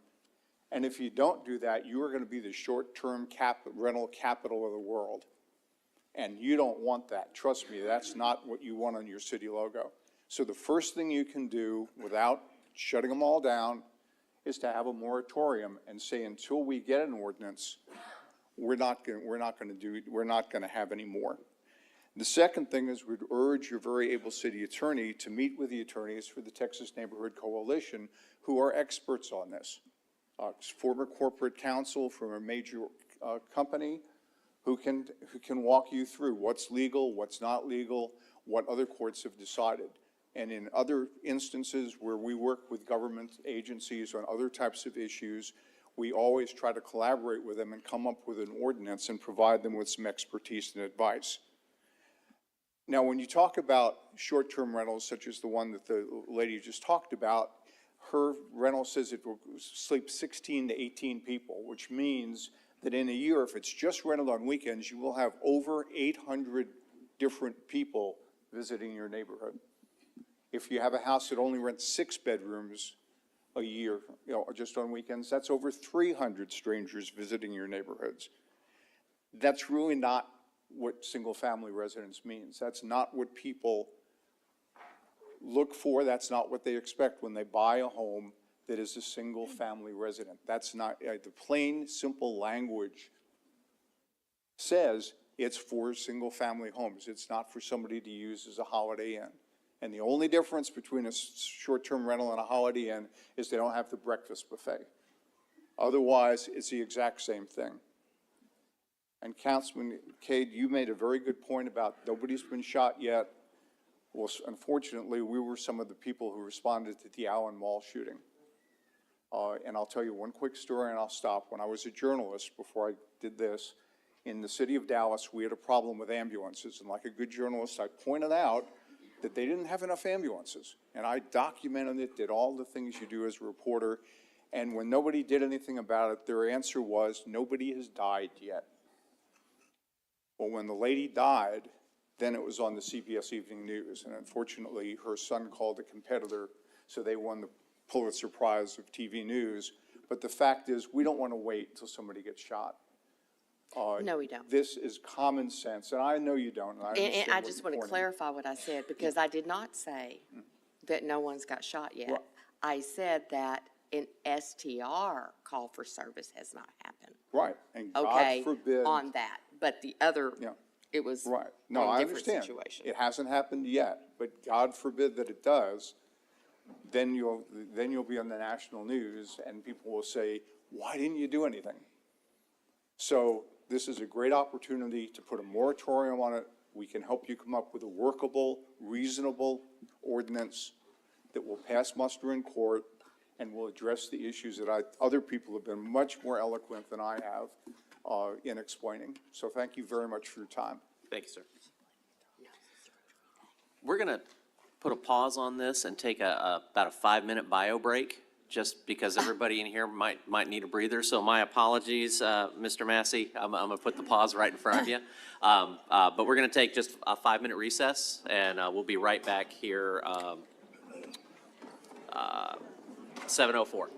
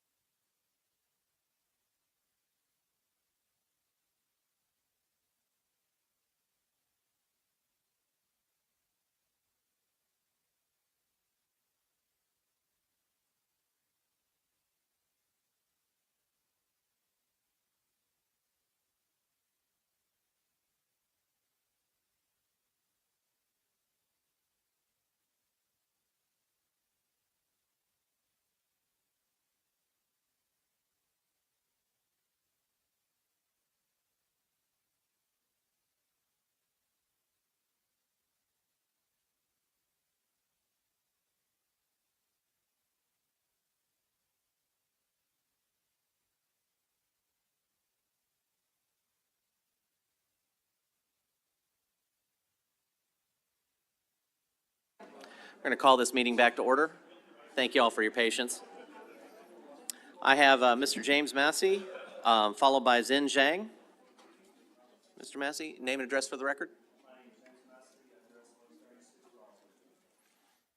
Me and my wife have owned a short-term rental. Me and my wife owned a short-term rental in Lewisville. We've owned the property for over 10 years and raised our kids in the home. As my family grew, we decided to move, but we didn't want to sell the property. Short-term renting was appealing because it gave us the flexibility to still use the property and allows me to properly maintain it.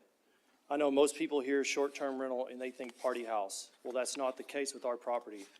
We have extremely strict house rules, and we will not book to any guests that could potentially disturb our neighbors. I will not bore you with all our house rules and pre-screening process, but I'll just say it works. We've had guests that range from families in town for church conventions, firefighters in town for training, several families that have been displaced from their homes due to water damage, and military families that are moving back to Texas from overseas. From my perspective, most guests are just looking for a home away from home, and that's what short-term rentals provide. I'll end by saying I do understand that not all short-term rentals are managed like ours. Inevitably, you'll have owners that prioritize making money over their neighbors. I think the city of Lewisville should approach short-term rentals similar to the city of Irving. Irving requires short-term rentals to be registered so bad property managers do not negatively impact our neighborhood. I'll also add that I've recognized some people that have spoke on the topic and have claimed to worry about their grandkids. Well, their grandkids are actually friends with people who have rented our house, short-term rentals, to this day. So it's not all bad. It can be good if it's managed correctly. And so I think that that's really what this all comes down to, bad property managers. Thank you. Thank you, sir. Mr. Massey, I'm sorry, before you go, I couldn't get my mic on in time, I'm sorry. So how long have you owned an STR? It's 2 years now. 2 years now, okay. We lived in it for 8 years, raised our kids, and then, so 2 years now we've been doing it. So, I'm sorry, go ahead. Just like she mentioned, we have cameras all over our house, friends with all of my neighbors. They all know, our HOA knows, we're friends with the board. So we're not hiding anything. Sure. We're embedded in our community, and we want to make sure that we don't tick anybody off. Okay. So, So in 2 years, have you ever had any issues at all? no, we have direct contact with all of our neighbors. So Okay, thank you. I just think it's funny to hear somebody say they're worried about their grandkids, but they're actually friends with people who stayed at our property. Sure, thank you. It's very, very interesting. Because you look so young to have raised your kids. Oh, thank you. I appreciate that. They're 5 and 9, so. Yes. Zin Shang, and then I've got Clara Dumpty on deck. Name and address, please. All right, can you hear me? Yes. Yeah. My name is Xin Zhang, and my husband and I have one Airbnb on 1713 Shady Creek, Lewisville. We had this property for about 10 years, and it was a long-term rental before September last year. And we converted to an Airbnb since last year, September. So our Airbnb is about a year old. So over the past 9 years, when it was a long-term rental, we feel that it was not well taken care of by some of our tenants. So we put through this property through a major renovation after our tenant moved out last year and converted to an Airbnb. So we have hired local contractors for this renovation. So we feel that we have contributed to local community in terms of providing some jobs. We have scheduled the lawn cares, and since the property was converted to Airbnb, and I can say it is much better maintained compared to the past. Most of our Airbnb guests have some roots in Lewisville or local area. For example, we have hosted families whose house went through major renovation, so they stayed with us. And we have hosted relatives of the families in the neighborhood. So one of the cases is our neighbor's daughter is getting married, so he has rented our property for the guests to attending his daughter's wedding. So we also host grandparents who attend grandson's graduation at UNT, and many families whose son and daughter graduate from UNT, so stayed with us, and church groups at Central. Our number one rule on our listing is to our guests is we ask them to be respectful to our neighbors. We communicated to our guests at the time of booking that we want to make sure that our neighbors are not disturbed. Our goal, as indicated in our listing, is we want to keep our guest and our neighbor both happy. And we have our rules for outdoor quiet time, which is after 10 p.m. To 8 a.m. in the morning. We have a maximum number of parking spots listed in our rule, and we tell our guests where to park and where specifically not to park, which is our neighbor's parking spot. Okay, so we also have driveways, and they can park. We have turned down booking requests that need more parking spots, and we also turn down many booking requests that wants to host events in our property. So we have surveillance devices monitoring the street parking, which is 2 spots allowed, and we also has monitored the driveway and monitored the trash bin, not cash bin, as well as the outdoor noise. So when there's a problem, we point it out to our guests to make sure they comply with the rules. Most of the time, we only have guests that stay during the weekends. Often they dining out in the local restaurants. So the trash from their stay typically is less compared to a family stay there for the whole week. That's my experience. So I have not aware of any complaints in terms of trash, parking, noise to my Airbnb, and have not aware of any 911 calls to my Airbnb, okay? So bottom line, I do feel that our Airbnb is contributing to the city of Lewisville through hosting local families when their home is under renovation, when family's friend coming visiting. We provide jobs to local contractors and contributing by keeping up our property beautiful.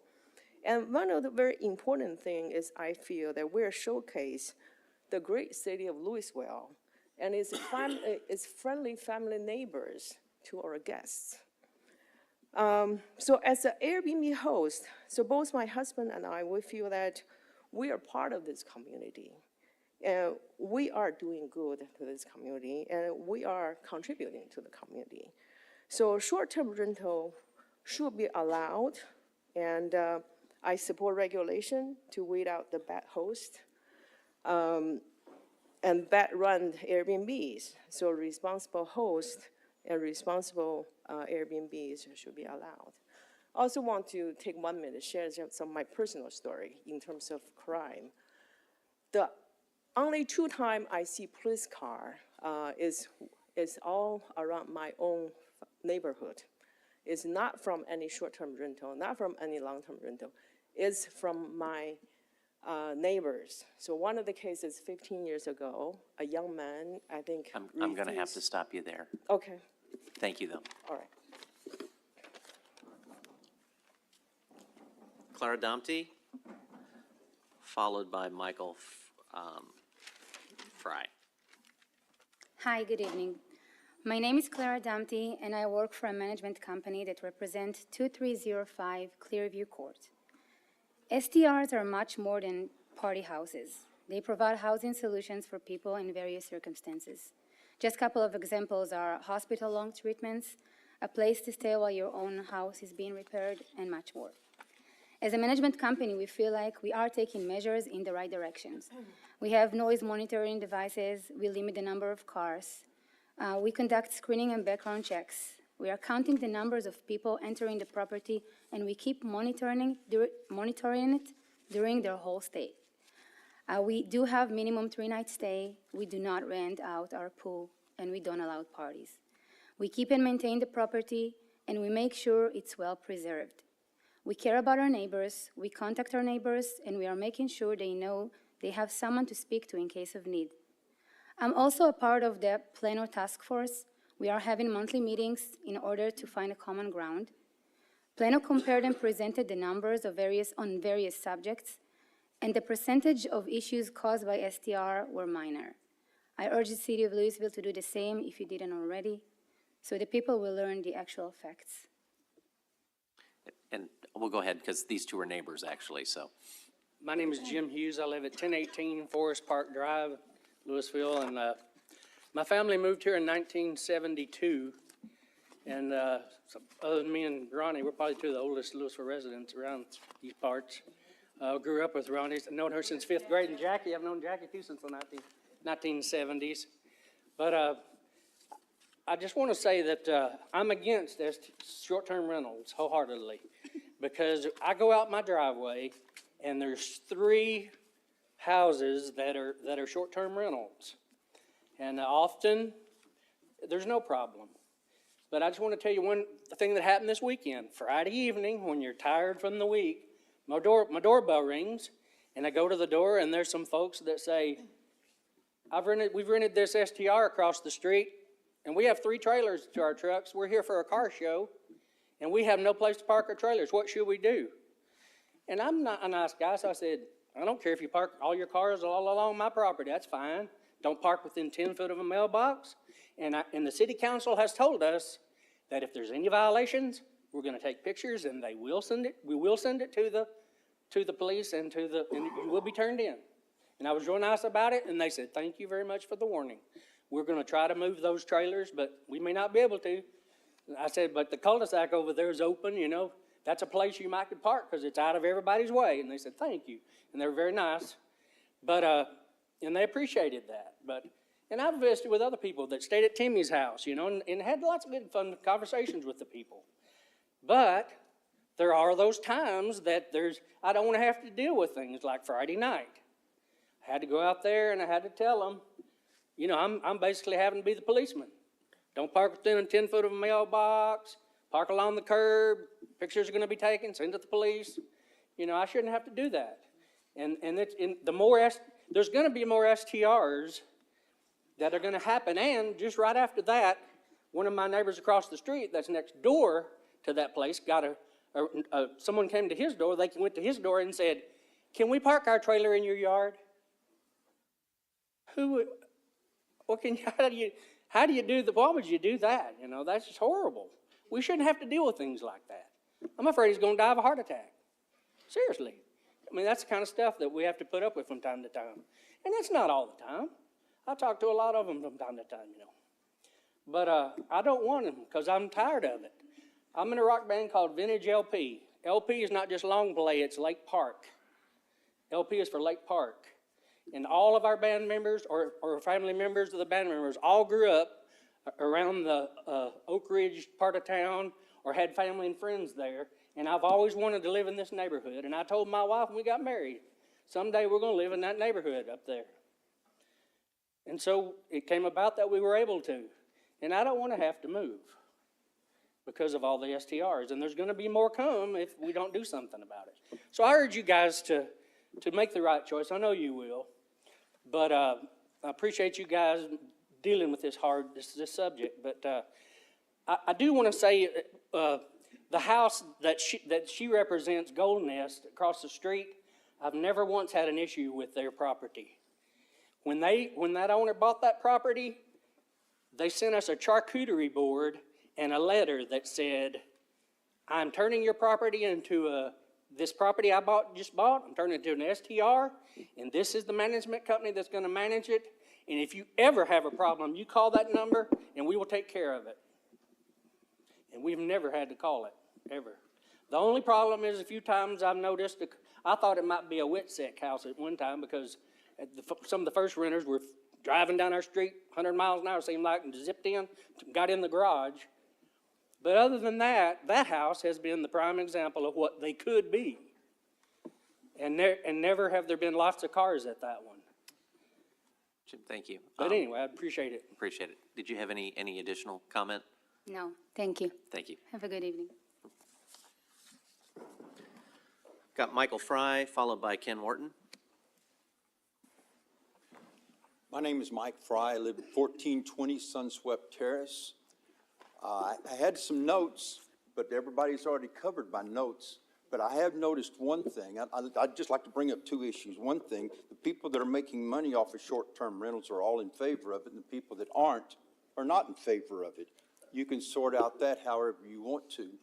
But one of the issues that I have, last spring, they were doing some work on the house next door because the young couple that had lived there, that were renting it from the man that owned it, that lived in New York City, they moved out and was able to buy a house. And I noticed something written on the side of the van, so I went over and looked at the van, and it was Airbnb. Well, we haven't had any issues. Nobody ever contacted us, but it's generally weekend rentals. You say, okay. The house sits vacant all week long. Security cameras in our alley, we have alley entrance, security cameras pick up teenagers walking up and down the alleys. Sometimes they're messing with the cars trying to get in it. But anyway, the fence on this rental has a gate that slides sideways, and it's the only entrance into the backyard. Well, they've kept up the yards very good, better than the people that lived there before, but the only way they can get in is through that gate. So they've decided to leave that gate open all the time. This gate's been open all summer long, and I didn't realize it because we go out this way, but another neighbor goes by the gate, says the gate's been open all the time. There's a swimming pool in that backyard. And I know we have ordinances about open fencing around pools. So you folks have a task, a very difficult task. I grew up the son of a city councilman and a mayor pro tem, and many times my mother and I would eat dinner at the table, and my dad would be sitting in there on the phone trying to solve problems because the city just wasn't doing it the way they thought they ought to have it done. You probably spent some of those evenings too. And we do appreciate you. I'm glad to see who I voted for. This is the first time I've come to a council meeting, and I recognize some of these names, and we do appreciate you. We appreciate all that you're having to go through now. There's got to be regulations. I can't open a burger shop in my house, but I am in favor of property rights. The previous owner of our house developed a business in the house until the IRS took the house over. So just to say we're in favor of free enterprise, the more freedoms we have, the more opportunities we have to control freedom in a sense that benefits everybody. It doesn't stop us from doing things, but it sets rules. And we all need some rules. Thank you very much. Thank you, sir. Ken Wharton, followed up by James Treadway. Mayor and Council, my name is Ken Wharton. We live at 2020 Briarcliff Road in Lewisville. We came from San Diego about 12 years ago, back when the Chargers used to belong to San Diego.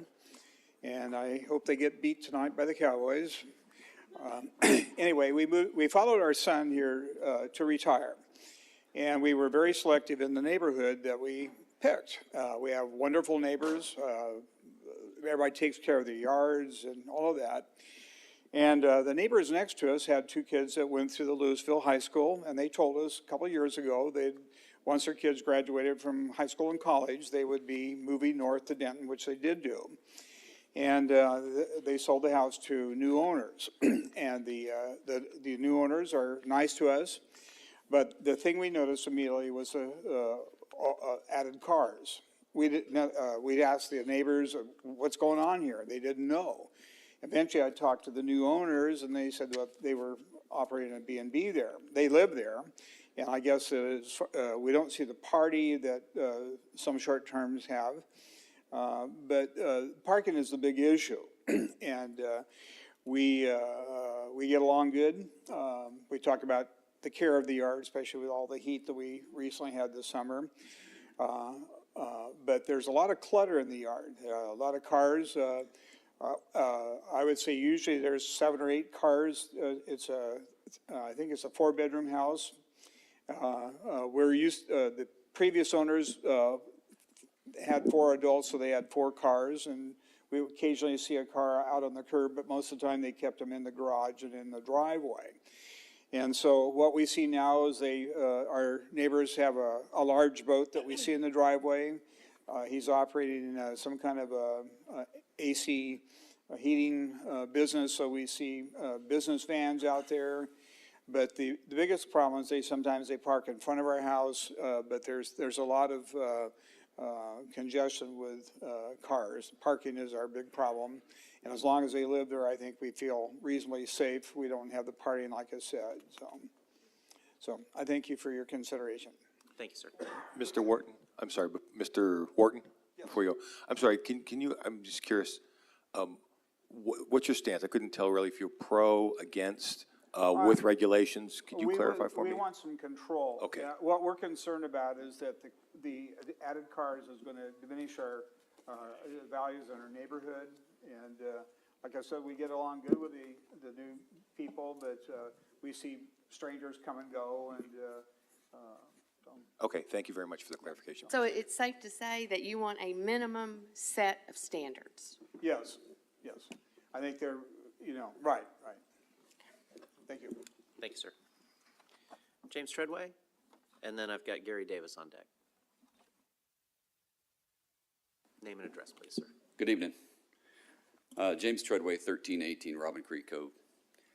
I am not from New York.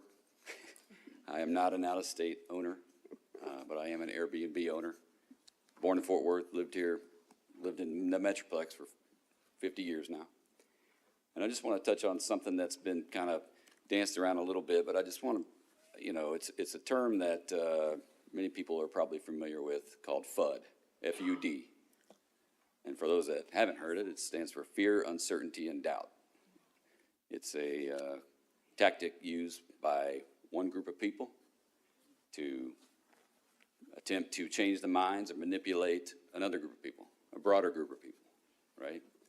And it's a tactic that's been around since before I was born, but to be perfectly honest, it's rarely tells the story of the full truth. And sometimes it gets wildly exaggerated, right? I'll give you an example of that. The hotel industry has started TV ads that would portray an Airbnb house as a dark, unkempt, scary, haunted house with toy dolls that would terrorize the guest. That's fear. That's a fear tactic, right? There is not an Airbnb on this planet that matches that description. Another fear tactic is what you see sometimes in the media and with these coalitions. I mean, I'm looking at this Texas Neighborhood Coalition's website, and it uses terms like weapons, drugs, violence. As Councilwoman Cade pointed out, and the chief has as well, there isn't much of that. I'm not trying to diminish it. I'm not trying to say that it doesn't exist. I'm just saying, can we please look at the math, right? But I mean, it's not only drugs, violence, guns, but it says on their website, it's a scourge like a cancer in your neighborhoods. Act now before the cancer kills the city. So if I'm to believe this coalition, if I'm on the fence and I'm reading this, why wouldn't I act? Man, I'm behind them. I don't want to see the total destruction of the city of Lewisville. So I just want to caution the council and those on the fence and the cities and the residents of Lewisville, not to look at all the facts. I think there was a speaker before me that called for, an assessment of how many negative things are happening, right? I mean, there are negative things that happen.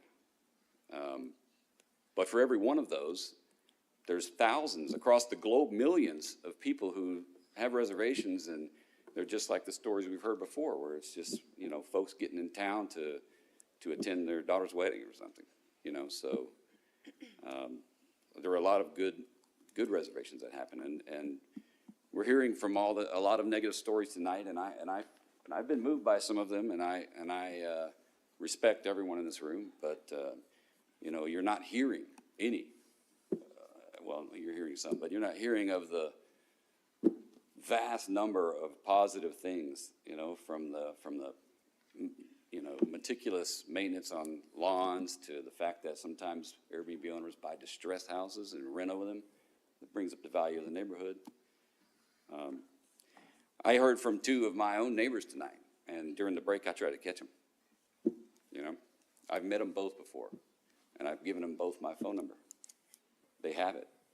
I asked them, how come you didn't call me? You have my number. Yeah, I'm here. One of them, Todd, who lives at 1317, I mean, this is hearsay. I don't know how the council chambers work or anything, but we talked in the lobby there, and he said if he could stay, he had to go somewhere, but if he could stay, he'd walk up here and vouch for my property. Because I do think I'm one of the good managers, and I think that's, there are bad managers, and so, in any case, I think it comes down to management or owners or, you know, talking to their neighbors and telling them, hey, we want to be a good neighbor. The minute we're not, I don't want to do this anymore. So, you know, I know you guys will do the right thing, and if a decision is made to pass regulations, then I will obey. Thank you. Mr. Treadway, sorry, before you go off, Mr. Treadway, sorry, before you go off. How long have you owned one Airbnb, is that right? One rental? I own one rental in Lewisville. I own 3. Okay. I'm not a slumlord. I own them all and I manage them all. I don't. I'm just trying to get a picture. And you've had, how many, do you have any problems with any of them? Have you ever had any problems beside what maybe somebody ancillary just said to you in the lobby out there? I did rent to a young group of men who were selling solar panels. I don't know if you remember that story. And they brought more trucks than I thought they would, and they were all F-250 massive. Yeah. And they did take up a lot of space. But I had a conversation with Chris at 1320, second day they were there. And we talked about it, and I told him, I said, I'm going to tell them to park somewhere else, maybe down the other side where the trees are, where there's no houses. They're here, you know. They were, you know, church-going young 20-somethings that weren't sitting in front of a freaking video game. They were working. Okay. It was awesome. Thank you for the clarification. Yeah. Appreciate it. Thank you, sir. Gary Davis? Yes. And I have Roy Opel. My name is Gary Davis. Thank you, Mayor. 550 Harvest Hill. I'm speaking in favor of STRs. There's been a lot of passion on both sides tonight. I would just like to say, I think if the city and the council is going to make a decision about this, they really need to base it off of data.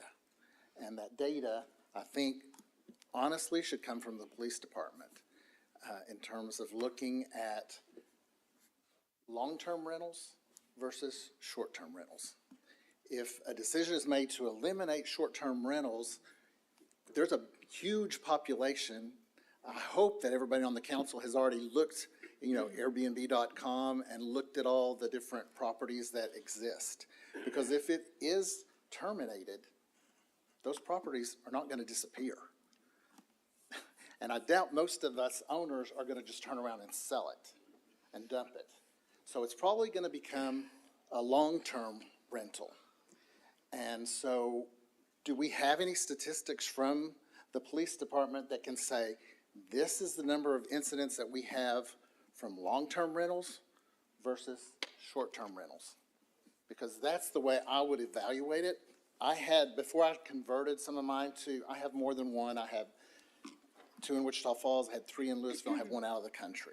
And I have over 2,000 stays, and I can tell you, I have had nightmare stories when I first started. And I think that's what the key is that a lot of people get into this and they, you know, it's a new business model and they're trying to look at it.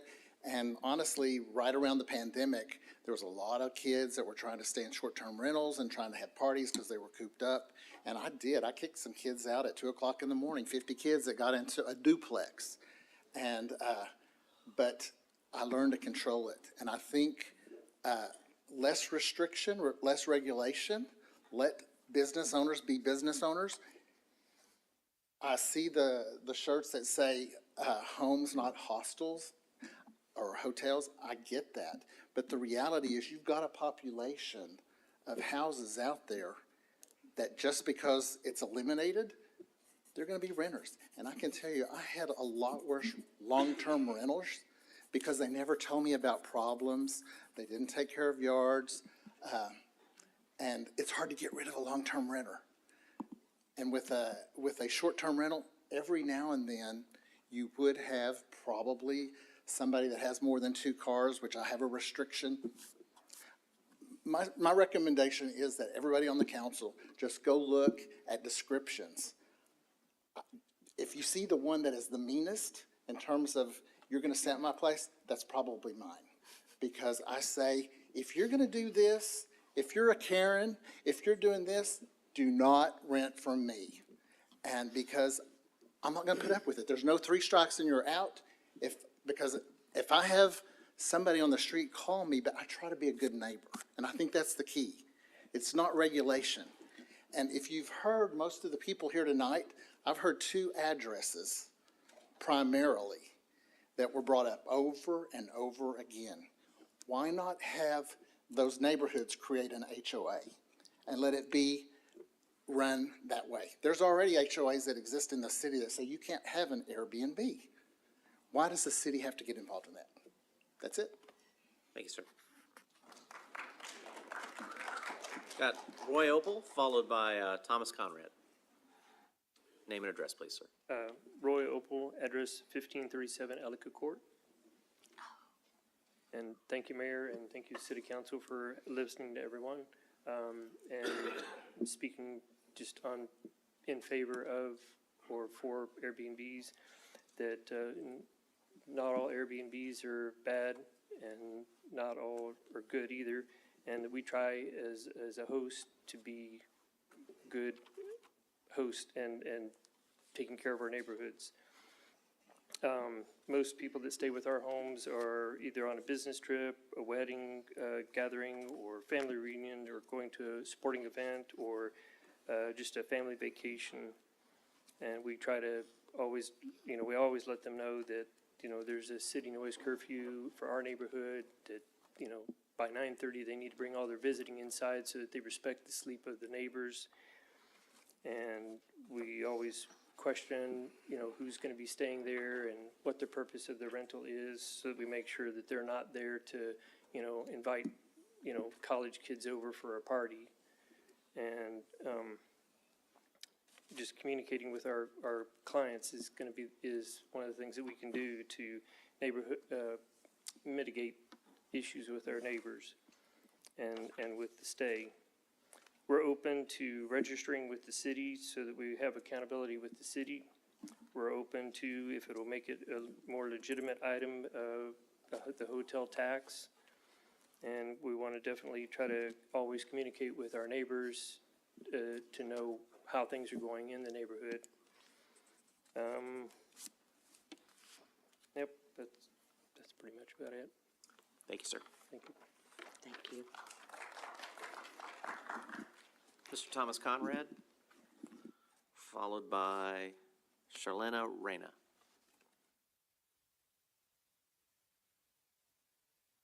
Mr. Conrad, going once, going twice. And I don't have whether for or against, so. Charlena Reyna? Jeff Woods. Following Mr. Woods, I've got Gary Schlett. My name is Jeff Woods. I live at 1001 Forest Park Drive. There has been a lot of passion that's been expressed here on both sides tonight. I would just like to point out that we keep hearing that these STR owners are our neighbors. They are not our neighbors, even though they've identified that they live at these properties. When they were asked their address, they do not reside at these properties. And that, it's still, I haven't heard anything from STR owners tonight that would say how they are benefiting the neighborhood. All I've heard is how they're benefiting their own pocketbook, how they will be paying taxes and registering. But as far as the neighbors that are concerned with these short-term rentals in their neighborhoods, I haven't heard anywhere where they have been, how they're going to resolve these issues. There's not been a person up here tonight that has been given a cue card on what to read. Every one of the emotions that you've heard tonight came from each individual owner, and this is what they've encountered. This is the experiences. And this has been passed down. This is no secret. This has been passed down from city to city to city with the same problems, the same issues with short-term rentals in single-family neighborhoods. Am I opposed to short-term rentals where it's owner-occupied or anything like that, as it was intended to be for the purpose? Not at all. But it has evolved now into where it is an unregulated lodging in single-family neighborhoods is what the result is. And because it still leaves, when we get these complaints or whatever, it still leaves the neighbors that have to police the neighborhoods. As several people said, I mean, it's still the ones that live in fear. And that was a big common denominator that you heard from several people about letting their children out and whatnot. And me, as a result, for me, I'm exhausted from this. And I know that y'all have a big burden on your shoulders. I know that y'all are doing what you can, going through all the regulations, going through all the other cities that have passed whatever it is, how to regulate them. It definitely is something that needs to be addressed, and I know that all of you are on top of it. I have no concern about that whatsoever. But the only way to actually resolve any of the concerns that the homeowners, just like our taxes, as somebody had mentioned earlier, our tax rates have gone up because they came in and bought these homes at a higher rate, but we can't sell them at a market value for what they're at because nobody wants to live close to a short-term rental. You could say, well, you don't have to disclose that. Well, I wouldn't do that to somebody else. I wouldn't do that. I wouldn't sell a house and say, hey, I don't want you to know. Even it's not on the seller's disclosure from the Texas Real Estate Commission. I wouldn't do that to somebody else. This is a battle where we're in. I feel trapped, or I really do, because we're funding them now because we're having to pay higher taxes, and would be funding them on the back end if we had to sell our house and had to sell it for a loss. I feel trapped where I'm at. I've lived in Lewisville for 56 years. You know, I'm tired. I'm exhausted from this. And I feel for my neighbors. I feel for the neighborhoods. I feel for the people that got up here. A lot of people got up here tonight and spoke that wouldn't normally speak and wouldn't have, and may not call, you know, in times of distress. And I really feel that way. And I know that y'all are doing everything that you can. I'm just asking for your, you know, the only way to really resolve all this is to meet the needs of the 130,000 people, your constituents, that's the most concern. I know that the poll is out. The most people oppose short-term rentals in single-family neighborhoods. I remember when Dallas voted on banning short-term rentals, they had 100 people show up. Of a million population, they had 100 people show up show up that night. I believe tonight we exceeded not 100 people, but in the ratio-wise, you know, it's a huge concern for a lot of people. And I haven't heard that tonight where it would be, where the relief would come for the existing homeowners, because we're still left to police the neighborhoods week in and week out. And I know that, okay, well, it's going to, after 3 strikes, they're out. It's still going to take the homeowners to file those complaints, or around there, file those complaints or reports in order for those to be generated. So, thank you for my time. Thank you, Mr. Woods. Mr. Schlett and Jennifer Swope on deck.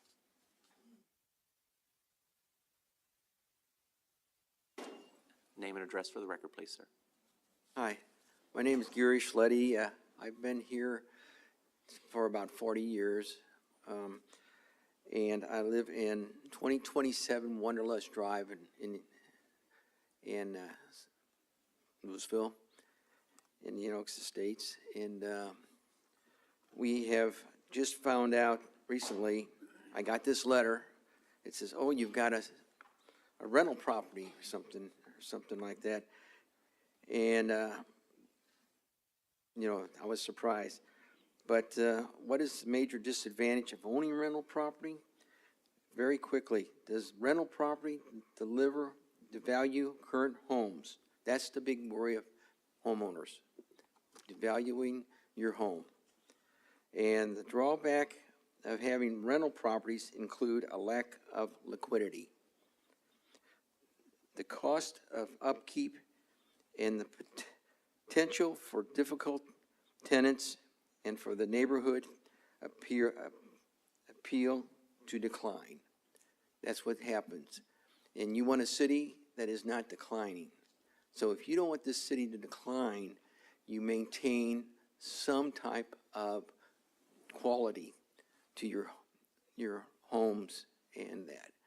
And one thing, and I don't know if I should ask this, but I would be curious how many people that work in the city had experience with these rental properties. And I was wondering if they're owners or anything. I don't know. I mean, I'm just saying. But the fact is, it is a disadvantage to the city, and yeah, that's the biggest thing I can say. We've been very fortunate in Indian 2027 Wonderlust Drive in all these years. It's one of the best places to live. And what happened, I guess, brought this about, one of the people that lives toward the end of that city moved, and this truck moved up. Some truck pulled up one day and started working inside the house. And he's still working in there. I don't know what he's doing. And I think that's where I reason we got the letter, thinking that was going to be a rental property. At this point, I don't know. I just know the truck's parked there, and periodically he goes in and works on the house because it's got a beautiful yard and so forth. So I would think if the city wants to keep the value of homes, that they would disregard the fact that rental properties are a benefit. They are really a negative for the city. So basically, that's all I have to say. I mean, it's pretty straightforward. Thank you, Mr. Schletty. So I'll let everyone else go. I was just saying. Appreciate your input. Thank you, sir. All right, thank you very much. Jennifer Swope, followed by Gary Opbroker. I hope I got that right, Gary. I'll know in a few minutes. Jennifer, name and address for the record, please. Hi, I'm Jennifer Swope. I help Tim with Clearview Court, and I clean for him. I do really kind of anything that he needs help with throughout the whole process of all the renting. And coming from my experience as a cleaner, I go in after they leave, and I do not, and have not, in the 6 months that I've worked for him, come across anything as far as like destruction to the property. You're gonna get, I feel like, a lot of the situations that have been brought up about the not knowing the people that are there. You're gonna get that. Your neighbors are gonna have company come over at, at your house. You have company come over. I, at my house, have neighbors that own their house and refuse to park in their driveway or in front of their house. They park in front of my house. I mean, and they're not an Airbnb. I'm not an Airbnb. It's my house and their house. And so I think that you're gonna get that everywhere throughout the city. It's just happens to be that that's what this is labeled. So. Thank you. Thank you.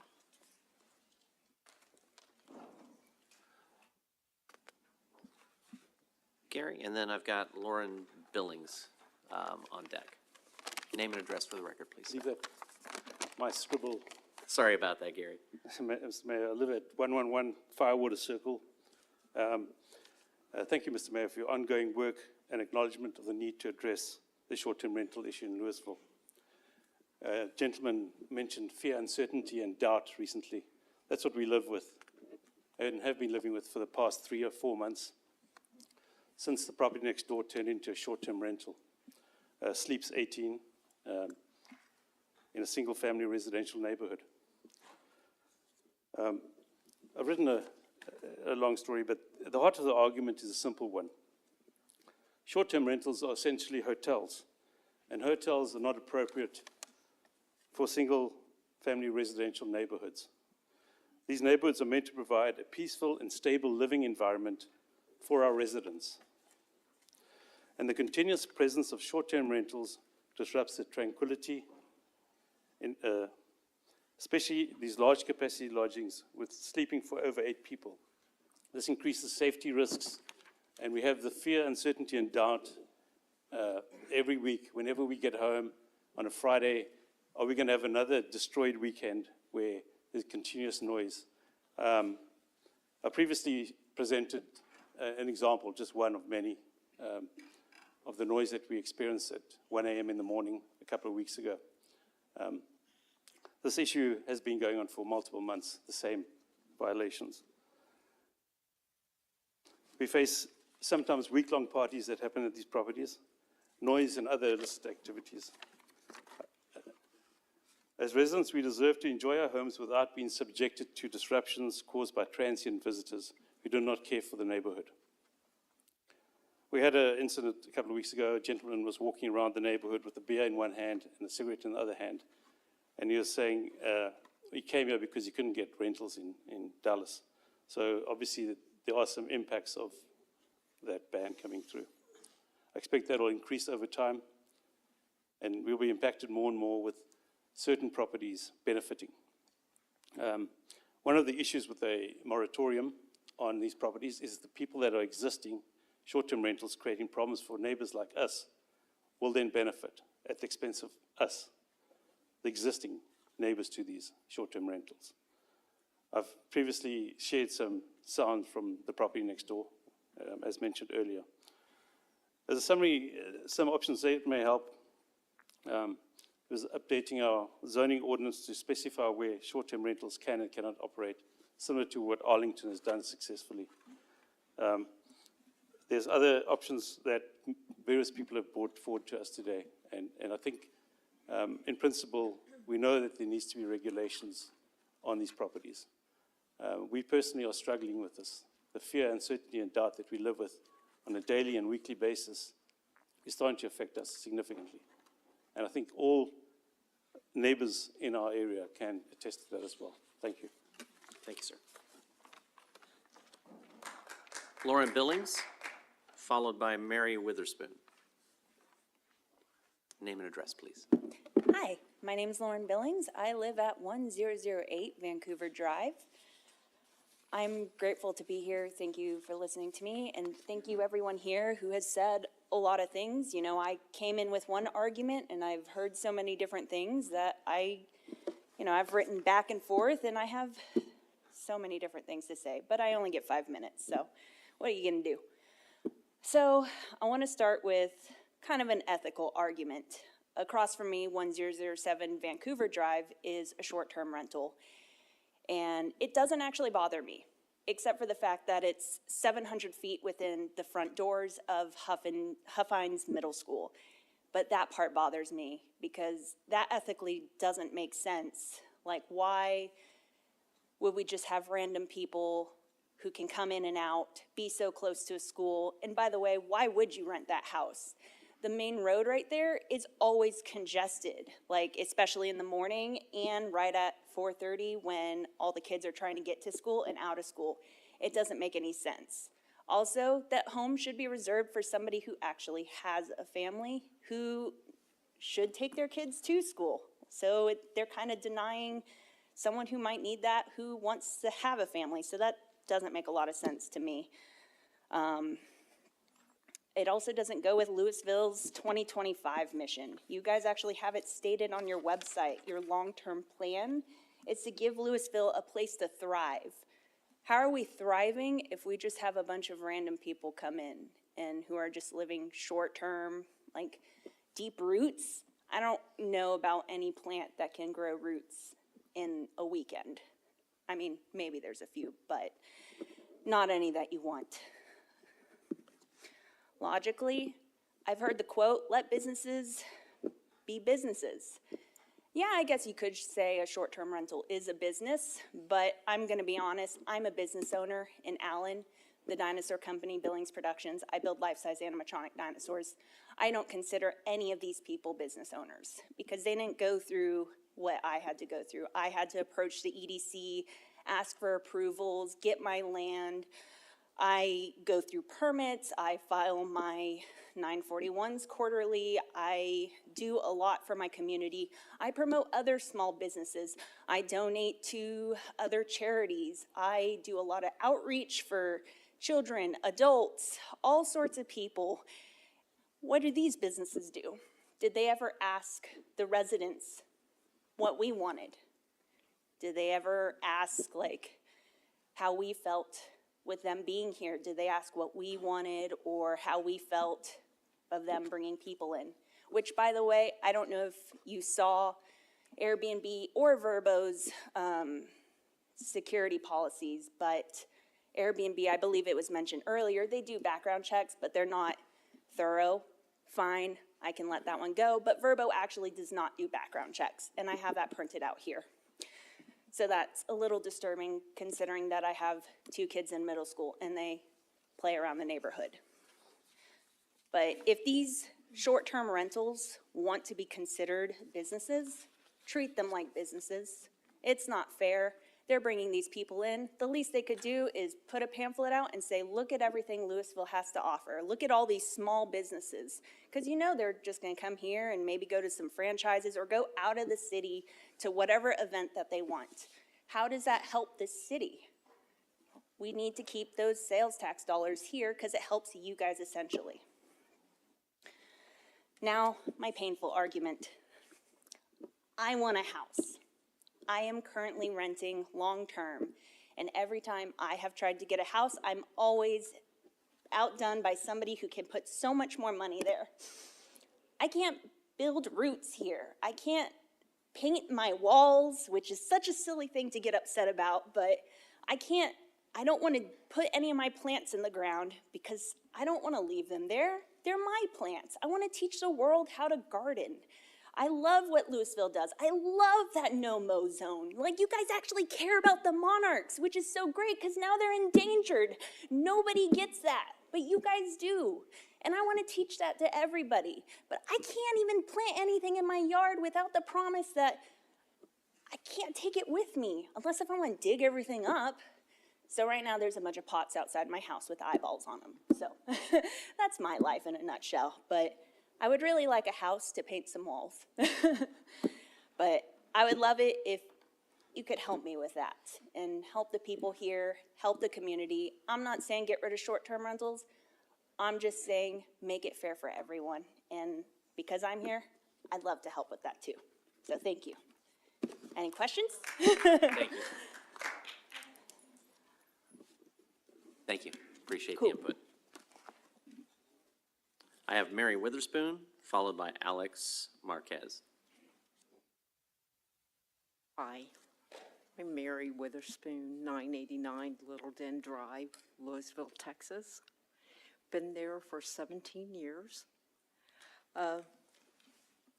Went to school at Lewisville High School, so I am a fighting farmer all the way.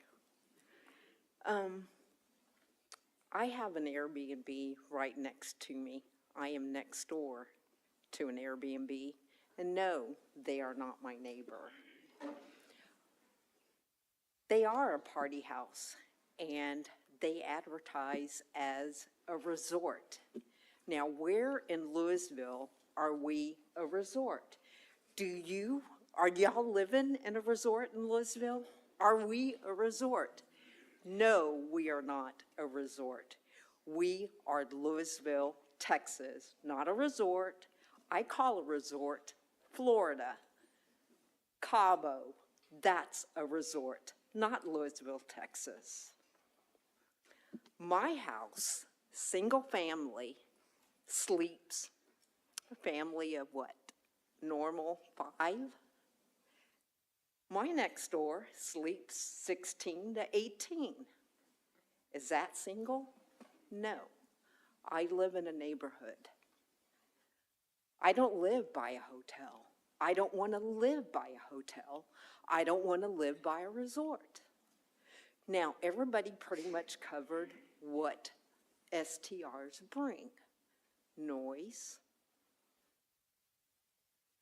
trash, cars, and I am one of the ones that don't get their mail because they're parked in front of my mailbox. So I don't get my mail for 3 to 4 days. I've spoke to the mailman and he says, I'm sorry. I'll give it to you when the cars aren't parked there. Is that my fault? No. Who do I call? You all? Do I call you, Mr. Mayor? I can't get my mail. Do I need my mail? Yes. I'm also ill. I have a terminal illness. I have scleroderma, which probably none of you have ever heard. So I do need my mail. I'm a big advocator for my disease. So I need my mail. So what do I have to do? I have to wait. Do I have time to wait? No, I can't wait. How long am I going to be here? I don't know. So I want my mail. So how am I going to get my mail? Do I need to go get a post office box now? I have party buses parked in my front because we have one car. We park in the back in our garage. But no, I have party buses. Sometimes one, sometimes two. But I have other cars, but I can't get my mail. Okay, so whenever there's a problem, what if I get sick? How's the ambulance going to come? Where are they going to park? In the back? Oh, you got to go to the back because there's too many cars parked in front of my house. Or go to the neighbor. Do I have time to tell them that? No. So what are my choices? I have no choice. So do I call Gold Nest and say, hey, you need to call the ambulance for me? So what do I do? So there's no choices for me. So are they neighbor friendly? I don't know. Not lately. Door slamming is another big thing in our neighborhood. I get texts from my neighbors, you know, because all of us there, now, just like I heard the other gentleman say, he had his kids grown up and everything, all of us have. They're all now seniors in college now. All the rest, they're all elderly in our neighborhood. So we're in the Valley Vista area. And all of them are pretty much senior, you know. So I worry about them. The ones across the street, she's fallen like 3 times. And she goes, what's going on over there, you know, at that house? There's so many cars. And she's already fallen twice. Ms. Witherspoon, that's your time. Okay. Thank you. Thank you. Appreciate your input. Thank you so much, and I just hope you make the right decision. Thank you. Alex Marquez. On deck, I've got Joachim Morales. Hello and good night, everyone. My name is Alex Cuauhtemoc Marquez, and I reside in 941 Sylvan Creek Drive, Lewisville, Texas 75067. My apologies, I wasn't prepared for any speech, and pardon my accent. I was born in Mexico City, so if you don't understand, you can ask me if I can repeat myself. So I got this letter stating about coming here, and this is my first time. I'm hearing everyone, and I didn't know I was probably doing something wrong. I bought my house in 2009. I worked very hard and I paid off my house in 10 years.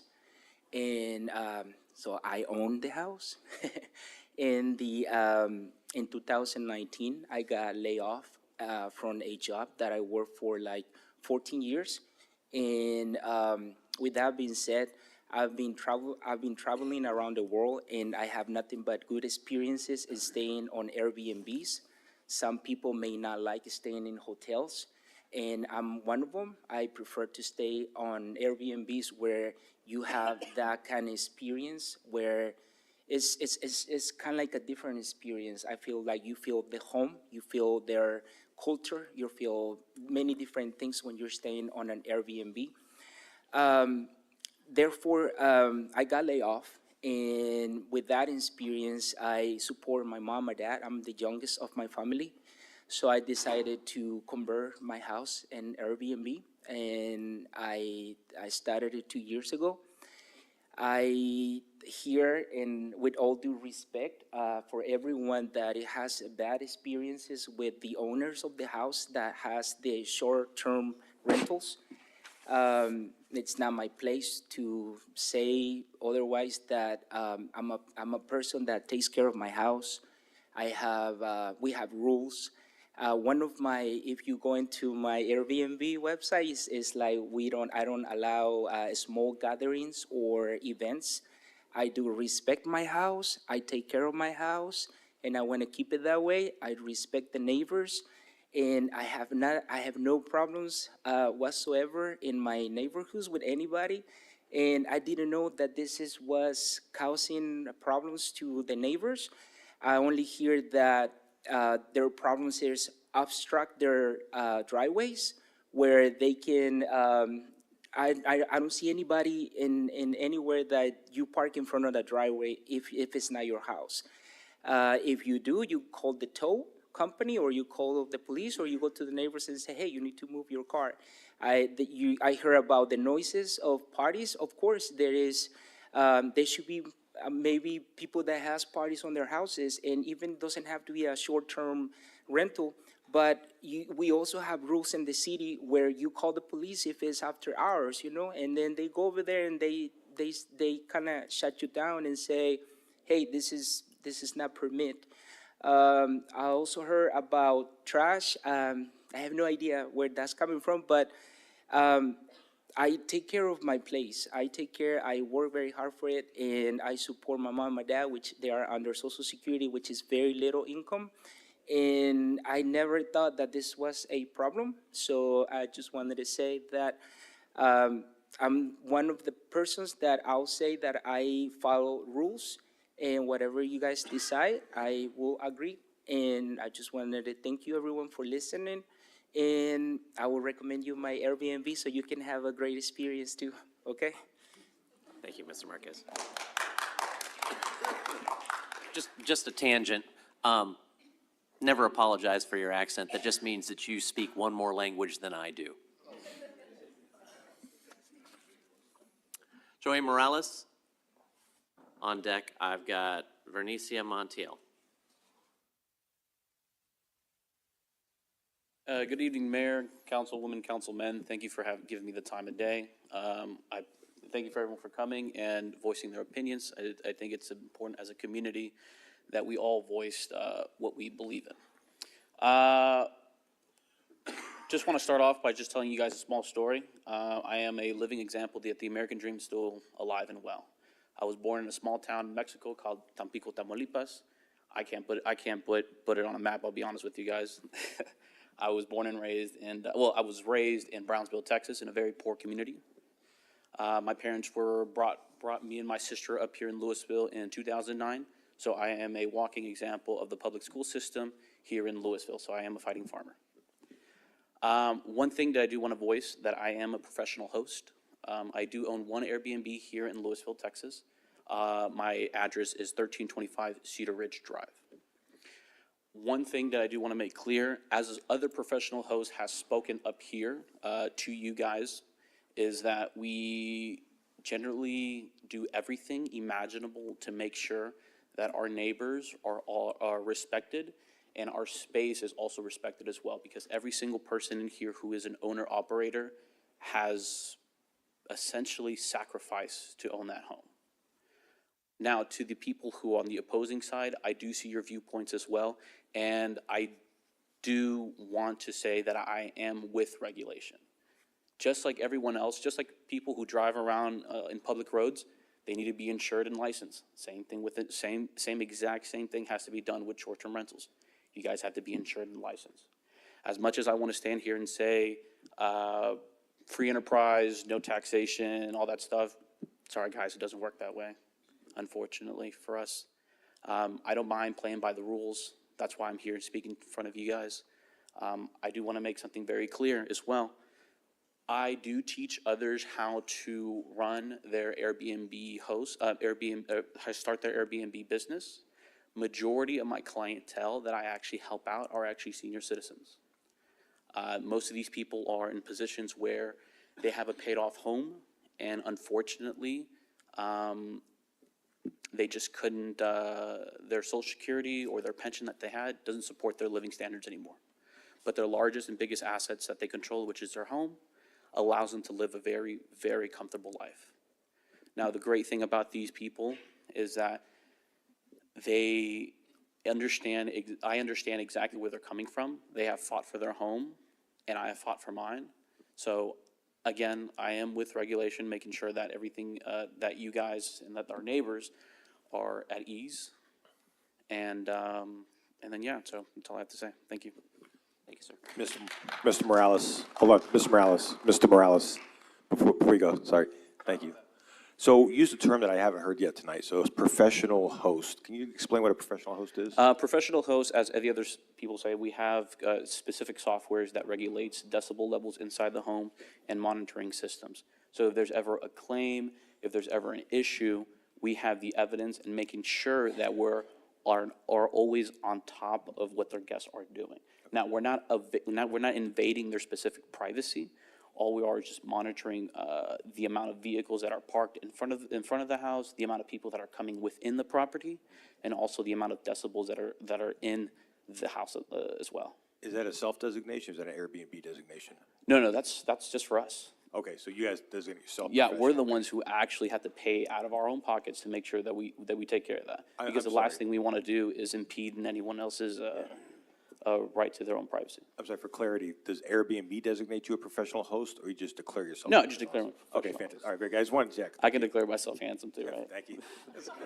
I got lots of hair too. I'll declare that right now. So that's No problem. Thank you, guys. Thank you.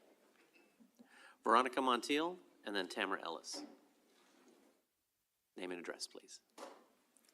Hello, Mayor. My name is Veronica Montiel, and I reside at 2317 Clearview Court. I am not the owner. I am engaged for 10 or 15 years, but we've been together, so I've been living in that same property for all this time. So I was not prepared to speak to you today, but I wasn't sure if I would get another opportunity. So I just wanted to bring up a few things that I've heard from my neighbors. One of the first things I wanted to say was that someone had mentioned that a lot of the things that my neighbors have said is kind of like a scare tactic. And that is so false, because everything that my neighbors have said is completely true. One of the things that has happened to me is that we're right on the lake, and there's an Airbnb 2 houses down from our property, and there was a group of probably about 10 to 12 men out on the lake, and I was standing out there. I had let my dog out, and I was looking out towards the lake, and about 4 of them stood there, turned around. They were walking by the lake, and they looked at me, and they started making obscene gestures with their hands while they were looking at me. I was the only one outside, so I knew they were directly looking at me. So that was really freaky, because it's just, they're so close to the house that it was kind of scary. And the main thing that I wanted to tell you, and I have to choose my words really, really carefully, because I don't know how to say it without implicating anybody or causing any problems for anyone. But I was told by very reliable sources, 2 people, 2 men, that, and I swear, I don't know how to say it without being pointed at and saying she's crazy or whatever. So I was told that the cartel is already here in Lewisville. And I said, well, how do you know that? And because they're in law enforcement, these are people that are in law enforcement that have told me this. And they said, just be careful. This was a year and a half ago. Because of the Airbnbs around us, they said, just be careful, look out for, just be aware of your surroundings and everything. Call the police department if you see anything that's very unusual. So that is the main thing that I wanted to tell you tonight. I don't know how to prove to you. I don't know where they rent. I don't know. They did tell me that they have a hard time with them because they bounce around from Airbnb to Airbnb. And of course, there are all other different places. But to me, because I'm home alone a lot, that is a very scary thing. I have had neighbors in between two Airbnbs, and there have been arguments, cussing and vehicles just screeching out with their driveway because they're having arguments with their girlfriend or whomever. And those are just things that bother me a lot. And I'm just reaching out to you, to the whole council. I feel for you because I know this is a very heavy decision for you to make. But I want you to just, please, I don't know if any of you own an Airbnb at all, because that would make it more difficult, I believe, to make the decision. But if you could just imagine what it's like for us to not know who's in and out of these houses. I know it's been said 1,000 times, but if it was your daughter or your daughters or your children living like that in fear of, most of the time, yes, it's fine. But I don't want to be, or my neighbors to be the statistic of something did happen to one of us or to anybody in this city. That's all I have to say. Thank you. Thank you. Tamara Ellis?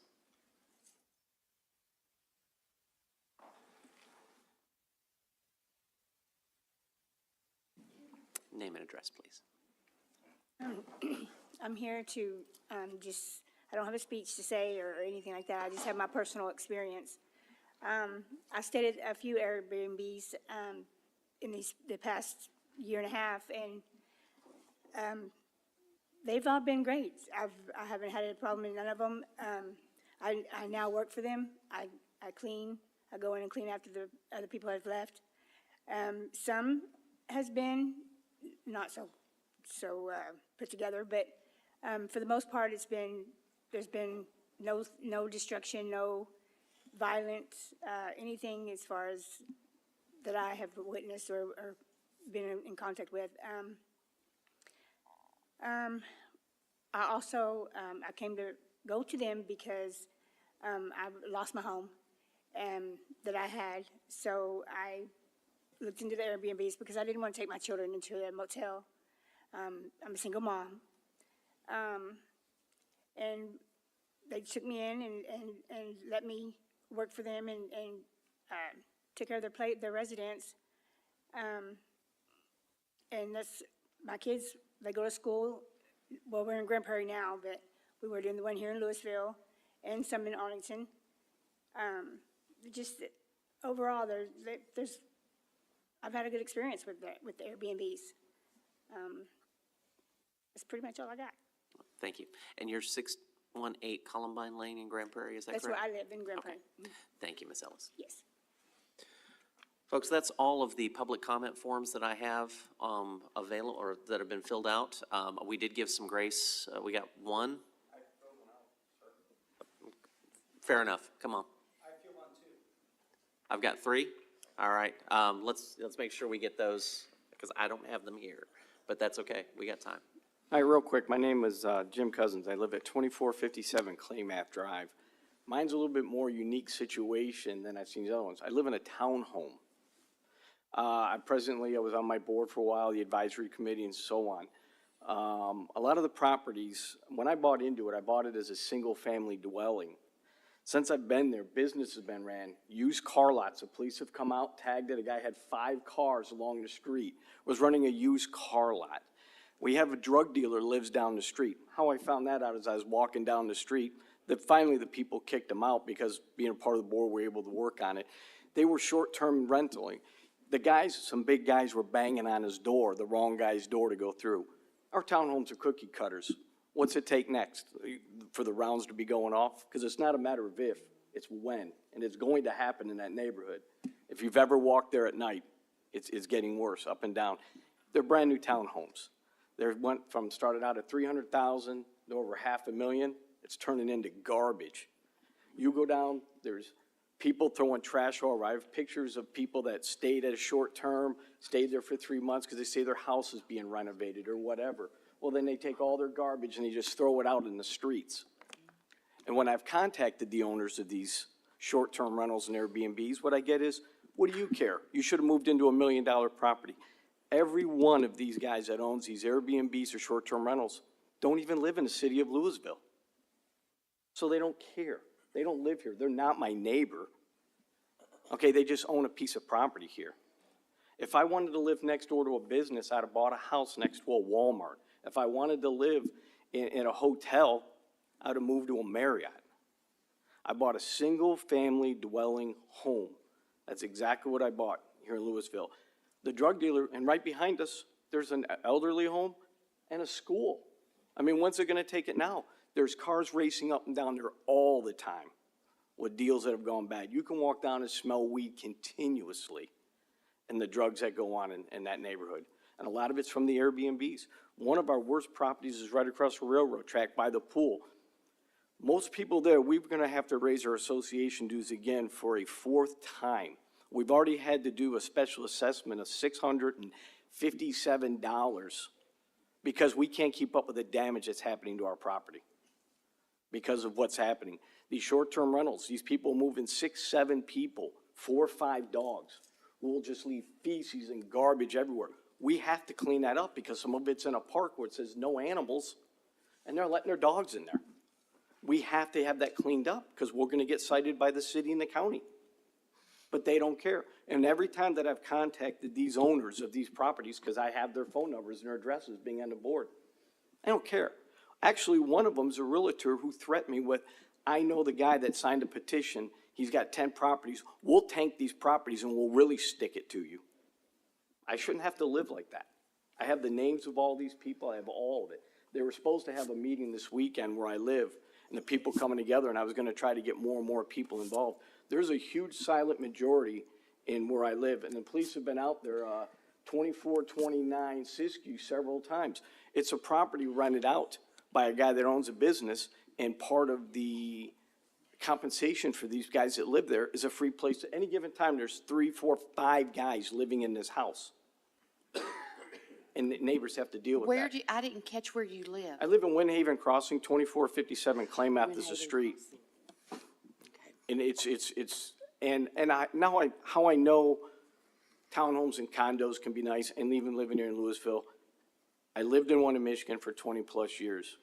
We made it so nice, such a beautiful place to live.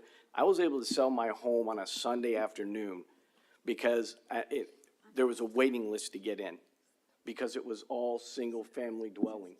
It was a nice place to live. But I know the police have been out there to the Siskiyou Drive several times. And I've contacted the owner. Know what he says? Not my problem. Go ahead, issue me the $50 fine. I'm making $3,200 a month off these guys. So what do we do? What do we do as homeowners that live in? And again, mine is a little bit more unique, living in a townhome. Your neighbors are right on top of you. There's times when they'll move in 6, 7 cars and they just park them, illegally parked vehicles, illegally parked. And not to be disrespectful to the police, a couple of times they've been out there and that's what I've been told. Well, I said, it's not a properly registered vehicle. It's on public city street. It's not a registered vehicle. Should it be towed? Well, no, because unless he moves it, he hasn't really committed a violation. That's not what the law says. It's considered an abandoned vehicle, if I'm correct. They won't, I hate to be disrespectful, police department, but you won't tow the vehicles. I can walk to my property right now, point out 6 cars that are illegally parked, some of them not moved in months. Nothing's been done. How will we live? That's my time, I'm sorry. No, that's okay. Thank you. Appreciate your input. Thank you. I had two others. Yes, sir. Please state your name and address for the record, sir. James, 1313 Winnipeg Drive. I'm not only a property owner here at Lewisville, also I'm an operator of a property management. As well, I'm an insurance agent for a big corporation licensed in 17 different states. Short-term rental, there is three different things here that we all should understand. I didn't come prepared for this speech here, but me as a resident, I want to contribute back to the community. Short-term, mid-term, and long-term. Those are three different categories. So whenever decision-making, you have to break it down. Sometimes 15 days and less, consider short-term. 15 days and more, it's considered as a mid-term. And any more than 30 days, at times to 1 year, it goes to the long-term. I got involved in 18 different operations for the short term in the past 3 years. All of them, not just Airbnb. Airbnb is one of the platforms that we use. But a lot of people here, as a resident, I don't feel comfortable to renting my house for someone who's a stranger. The problem that is happening not only in the city, legally, and the insurance industry as well, that we don't understand fully what the industry is. It's a new industry. So we try to adapt, we try to understand, and that's what it's coming this about, to communicate. A lot of the residents here, they're not feeling safe because most of the houses, they don't put a limit of occupancy. So if it's more than, a limit cap of 10 people on the contract that you have on the platform, you can say, hey, you're allowed to bring 8 family members. You're allowed to bring 10 family members. The problem is when the people bring 12, 14, 18, and most of them are younger kids that come in town for whatever reason. And of course, me as a resident, I don't feel comfortable. But the problem that every time someone calls the property management and say, hey, we have a problem, we see 2 trends. The first one, when the house allows more than 10 people to be there, which over-occupy the streets. And of course, it's an inconvenience for all of us because it takes space on the street, which my daughter could park or my friend could park and the park is not available. 2 is the noise level that happens. But this is not like, after 10 o'clock or p.m. They respect the time. And every time that we communicate with the owners as well, the problem with the short-term rentals is not the owner-operated. It's when they manage several houses, which it's called subleasing, or they call that's another term that they use. When the managers, they occupy, they have 10 properties under the management, they don't control the neighbors, they only control the house. So the owners, they're operating their houses, we don't have problems because they have good communication with the neighbors, they have good communication with the law enforcement. As a matter of fact, every time that we rent a house to someone, we can specify that if you bring more than 4 cars, you're not allowed to stay there.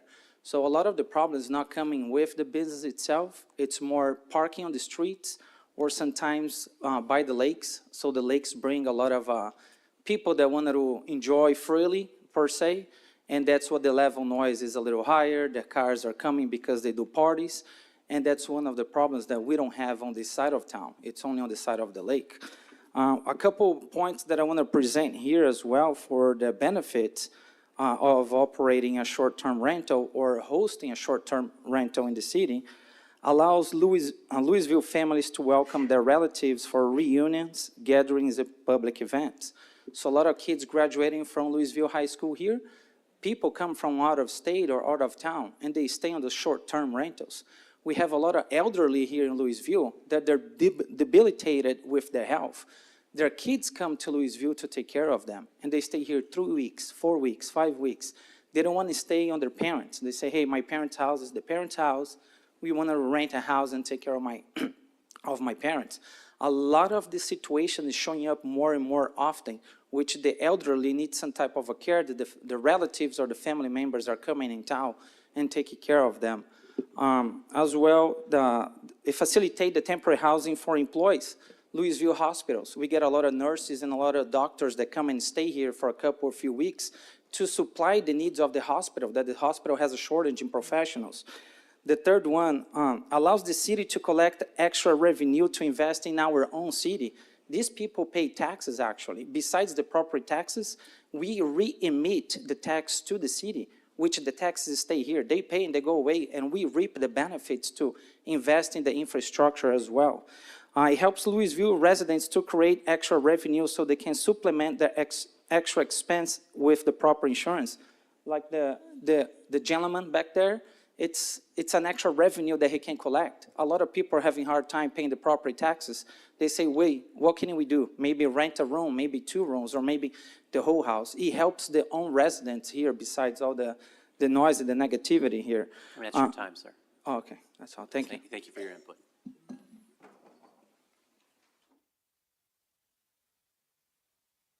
Name and address for the record, please. Hi, Natasha Dehart, 251 West Walters.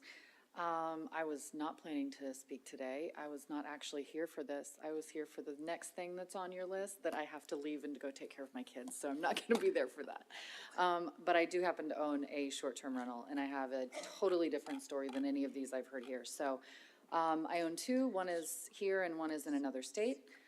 The one that's here, I think probably like a lot of people my age, we do our best to take care of our elders, and my mother-in-law is partially supported by us. When she comes to visit, she struggles to get up our stairs, and I have limited space for her because we have a disabled son that takes up a lot of space in our home. So we saved and we bought a very small home that's a few blocks away from ours so that she wouldn't necessarily have to have a car to get around. And we've also lived there ourselves when we were doing renovations on our home to accommodate our disabled son. So we've both stayed there, our family stays there, and to help pay the bills on that home, because we are not in the vacation home income bracket, we do a short-term rental on it. So we've never had any problems with it. I don't think that our neighbors actually even know that it's a short-term rental. And most of the people that have spoken today, it feels like they're speaking about 3 or 4 properties. I think that there probably is a silent majority of us that no one's talking about because there are no problems. I've never had any problems with either of mine. It's been a really positive experience. It's helped pay bills. I have not gotten rich on it. I still come out negative every single month. But it's absolutely been a wonderful thing for our family. And as I mentioned, our family's kind of original. We have a whole lot of kids, and one of them is disabled, so we don't stay in hotels. We can't stay in hotels. Airbnbs are wonderful for us, and we see that they've been wonderful for other people. We have repeat guests, people coming to visit family members, and they're now friends of ours. So they will now text and say, I'm jumping on Airbnb and I'm booking because I'm coming to see my mom this weekend. So I don't have any of the negatives. I don't have any of the negatives from my neighbors. Nobody parks in their yard. I have neighbors that own their home across from my permanent house that park in their yard, but I have never had any of my Airbnbers disrespect my property or park in my yard. So I think that's all I have to say, and good luck on the next thing that I was going to stay for, but I'm not. Thank you for your input. Good night. All right. If there are other comments to be made, you can, of course, email any of your city council or city staff. Just hop onto the city website and look for council. Use the search bar and you can find that information. I want to thank everybody for being respectful. I want to thank everybody for their input. We will continue to gather information on this. There are no easy solutions, as I think we've all heard, but I do appreciate the neighborhoods coming out and everybody listening to all sides of this. It gives us great input, and I appreciate your time this evening. With that, we're going to move on to item E, public hearing 1. A public hearing, consideration of an ordinance granting a zone change from single-family residential R7.5 district to Old Town Mixed Use 1 OTMU 1 district on approximately .1757 acres, being a portion of Lot 2, Block A, LM Keeley's addition, located at 238 Samuel Street, as requested by Natasha DeHart, Mac Apartments LLC, the applicant and property owner. Case number 23-08-14-Z. The applicant is requesting to rezone 238 Samuel Street from single-family residential R75 district to Old Town Mixed Use 1 district. Staff finds the request in alignment with the Old Town Master Plan's recommendation zoning for the area, as well as the Lewisville 2025 Vision Plan's big move for Old Town. The Planning and Zoning Commission recommended unanimous approval 7-0 of the zone change at their meeting on September 19th, 2023. It's recommended that the City Council approve the ordinance as set forth in the caption, and we do have Mr. Richard Lutke, our Planning Director, available for questions. The public hearing is now open. Council, any questions, comments? With that, I'll entertain a motion to close the public hearing. Motion to close the public hearing? Second. I have a motion and a second. Council, please vote.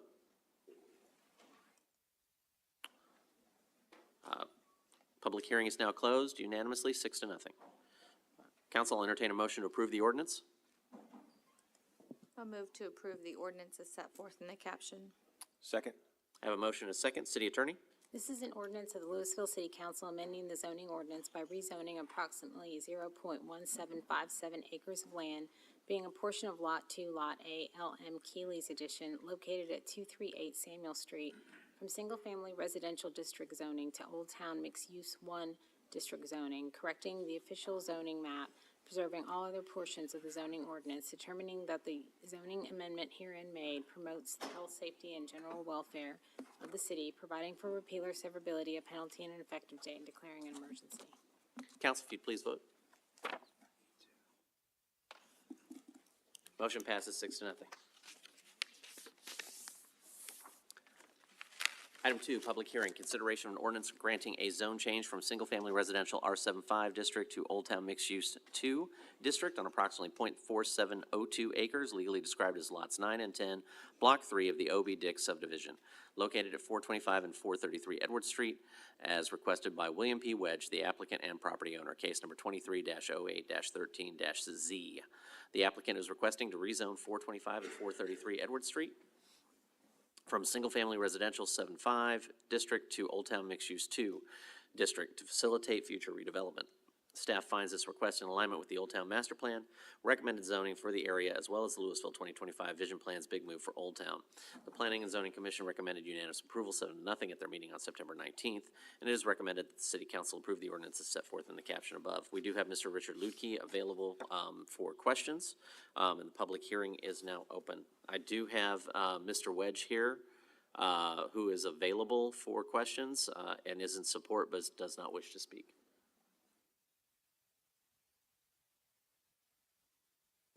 Council, if there are no questions, I'll entertain a motion to close the public hearing. Second. I have a motion and a second. Council, please vote. Public hearing is now closed, 6-0. I'll entertain a motion to approve the ordinance. I move to approve the ordinance as set forth in the caption. Second. City Attorney? This is an ordinance of the Lewisville City Council amending the zoning ordinance by rezoning approximately 0.4702 acres of land, legally described as lots 9 and 10, block 3 of the O.B. Dick subdivision, located at 425 and 433 Edward Street, from single-family residential R-7.5 district zoning to Old Town Mixed Use 2 district zoning, correcting the official zoning map, preserving all other portions of the zoning ordinance, determining that the zoning amendment herein made promotes the health, safety, and general welfare of the city, providing for repeal or severability, a penalty, and an effective date, and declaring an emergency. Council, if you'd please vote.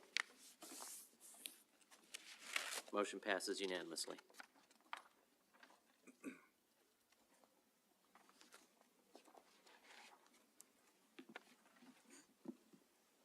Public hearing, item 3, consideration of an ordinance granting a zone change from agricultural open space district to light industrial district on 4.29 acres out of the P. Harmonson Survey, abstract 604, located at the southeast corner of State Highway 121 Business and West Vista Ridge Mall Drive, as requested by Hawkeye Realty Schreiber, LP, the property owner, case number 23046PZ. Subject property contains a total of 6.78 acres with 4.29 acres in Lewisville and the remaining portion located within the city of Capel.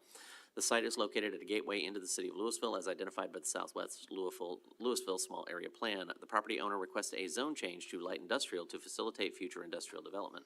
The Planning and Zoning Commission recommended unanimous approval 7-0 on September 19th, 2023, and is recommended that the City Council approve the ordinance as set forth in the caption above. I do have Mr. Richard Lutke available for planning, from the Planning Director, available for questions, and the public hearing is now open. I do have Mr. Robert Payne available to speak in support. Mr. Payne, if you would, name and address for the record, please, sir. Drexel Drive in Dallas, Texas. And y'all been here for at least 3 hours, so I'm not going to take up your time.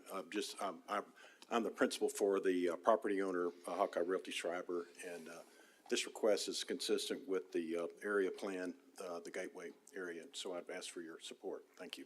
Thank you, sir. And I'm here for questions if you have them. Council, if there are any questions? If there are none, I'll entertain a motion to close the public hearing. Move to close the public hearing. Second. I have a motion and a second. Council, please vote. Motion passes 6-0. Council, I'll entertain a motion to approve the ordinance.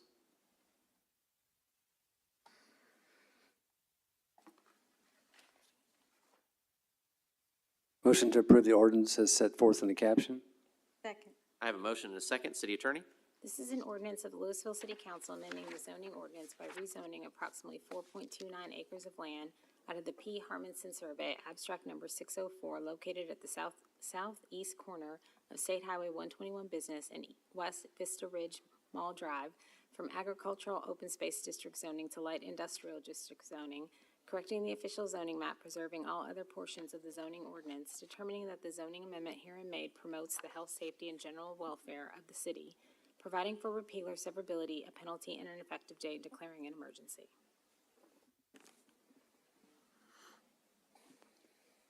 Item 4, public hearing. Consideration of the adoption of the 2023 Lewisville Old Town Transit-Oriented Development Master Plan. The Old Town Transit, we didn't vote? I don't have voting on the screen. About that. That's what threw me. Sorry about that. Council, if you'd please vote. Motion passes unanimously. Thank you. Appreciate that. Item 4, public hearing, consideration of the adoption of the 2023 Lewisville Old Town Transit-Oriented Development Master Plan update. The Old Town Transit-Oriented Development Master Plan was adopted in October 2010 upon completion of Denton County Transit Authority's A-Train passenger rail station in Old Town Lewisville. The plan was last updated in 2017. The proposed update was expanded to include the area east of the rail station and takes into consideration current market conditions and public input, along with a utility and infrastructure analysis to realize the plan's vision. The Planning and Zoning Commission recommended unanimous approval 4-0 on October 3rd, 2023. And it is recommended that the City Council adopt the update as set forth in the caption above. Mr. Richard Lutke, our Planning Director, is available for questions, and the public hearing is now open. There are no public comments. I'll entertain a motion to close the public hearing. So moved. Second. I have a motion and a second. Council, if you'd please vote. Motion passes unanimously. Council, I'll entertain a motion to adopt the update. First of all, I'd just like to say that I appreciate the document, the infrastructure analysis that's 400 and some odd pages. I'm going to really enjoy that. Thank you. With that, I'm going to move to adopt the update as set forth in the caption. Second. I have a motion and a second. Council, if you'd please vote. Motion passes unanimously. Item 5, public hearing, consideration of ordinances amending the Lewisville City Code, Chapter 4, adopting the 2021 International Construction Codes with local amendments and standards, including the Building Code, Residential Building Code, Plumbing Code, Fuel Gas Code, Mechanical Code, Energy Conservation Code, Existing Building Code, Swimming Pool and Spa Code, Chapter 9, Property Maintenance Code, and Chapter 5, Fire Code, and amending the Lewisville City Code, Chapter 4, adopting the 2020 National Electric Code with local amendments. Staff is submitting the 2021 edition of the International Codes and 2020 National Electrical Code with the North Central Texas Council of Governments amendments to the City Council for adoption. The new codes are necessary to ensure that the city keeps pace with state laws, changing technology, and practices of the construction industry. Staff is asking us to conduct the public hearing as set forth in the caption above, and we do have Mr. Chris McGinn, Director of Neighborhood and Inspection Services, and Mark McNeil, our Fire Chief, available for questions. The public hearing on this is now open. If there are no comments or questions, I'll entertain a motion to close the public hearing. Move to close public hearing. Second. I have a motion and a second. Council, please vote. Motion passes unanimously. At this point, we're going to take a 5-minute break, just so everybody kind of has a time to get their head back on straight. We will reconvene at 8:50. Oh, God. Trying to pace everybody. Good, I need some more water.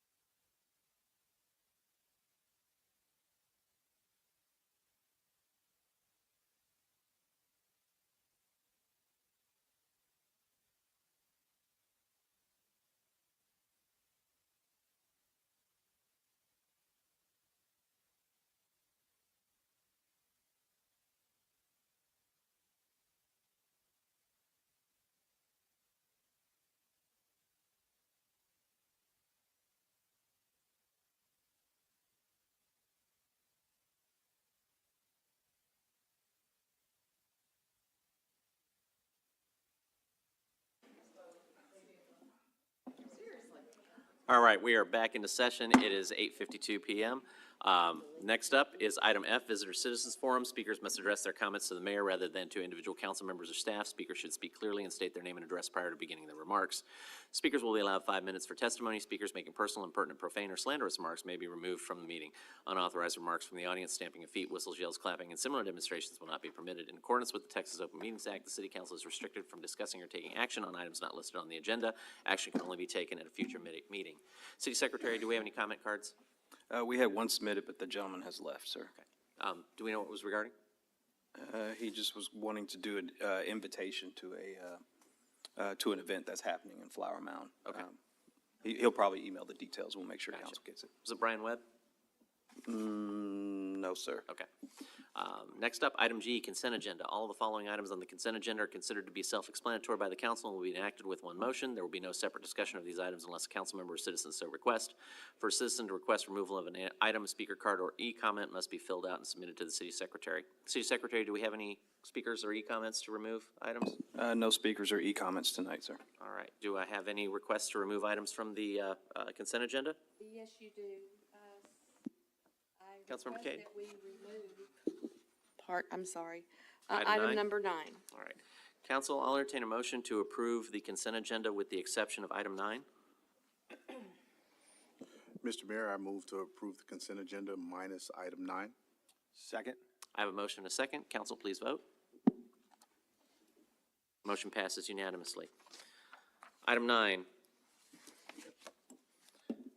Approval of variance to Chapter 3 Animals, Article 3, Division 2, Section 3-85, same agricultural animals, Article 5, Section 3-151, restricted premise, and Article 6, Section 3-156, location, number, and types of chickens allowed at 1292 Marchant Place.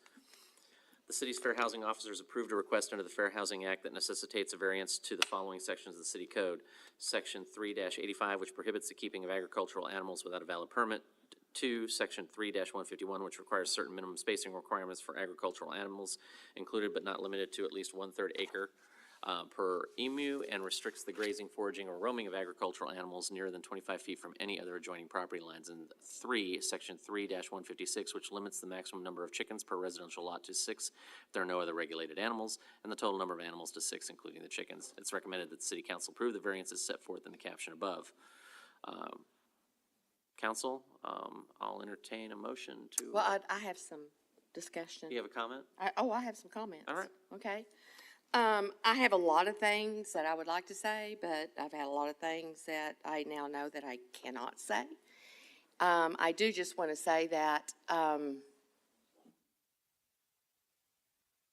petitioner of this particular variance is known to be such a strong proponent of transparency within the city of Lewisville.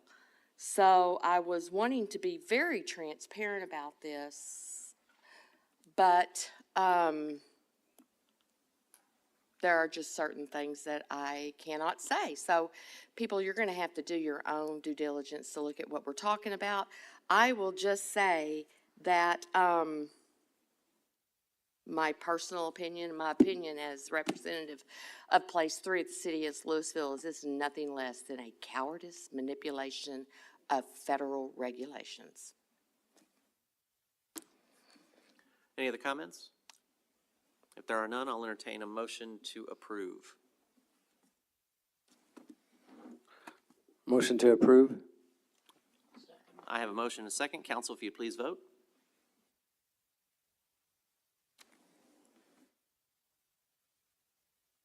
Motion passes 5-1. Thank you, council.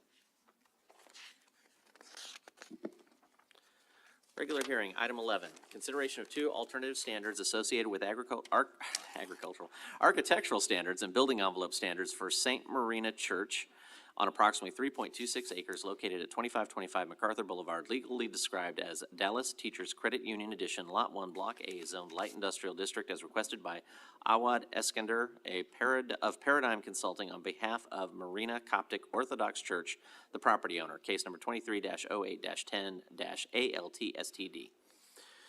The Marina Coptic Orthodox Church proposes to convert an existing credit union building into a church and update the exterior design to reflect the traditional style of the church architecture.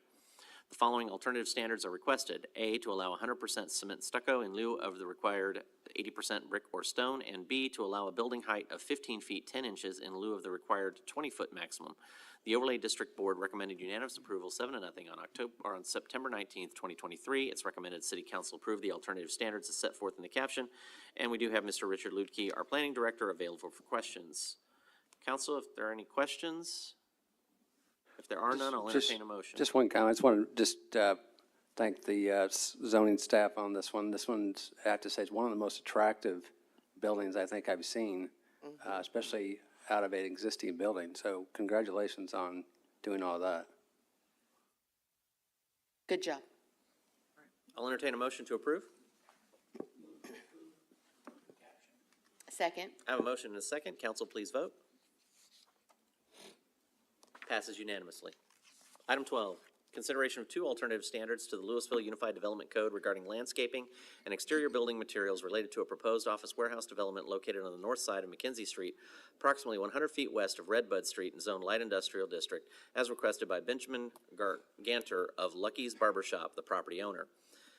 McKenzie Industrial Park has made a voluntary right-of-way dedication to facilitate future street reconstruction and realignment along McKenzie Street. The dedication will impact landscaping and exterior building materials requirements. The proposal was in compliance with the landscaping and exterior building material requirements of the Unified Development Code prior to the voluntary right-of-way dedication. The following two alternative standards are requested. A, to allow a reduced landscape buffer ranging from 30 feet to 5 feet in width, and B, to allow metal exterior building materials in lieu of the required masonry.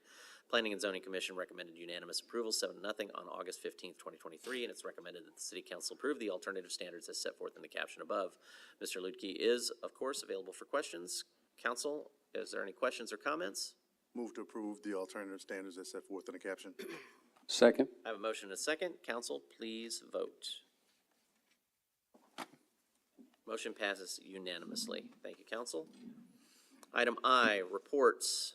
We're going to start with Councilmember Kelly on the far end.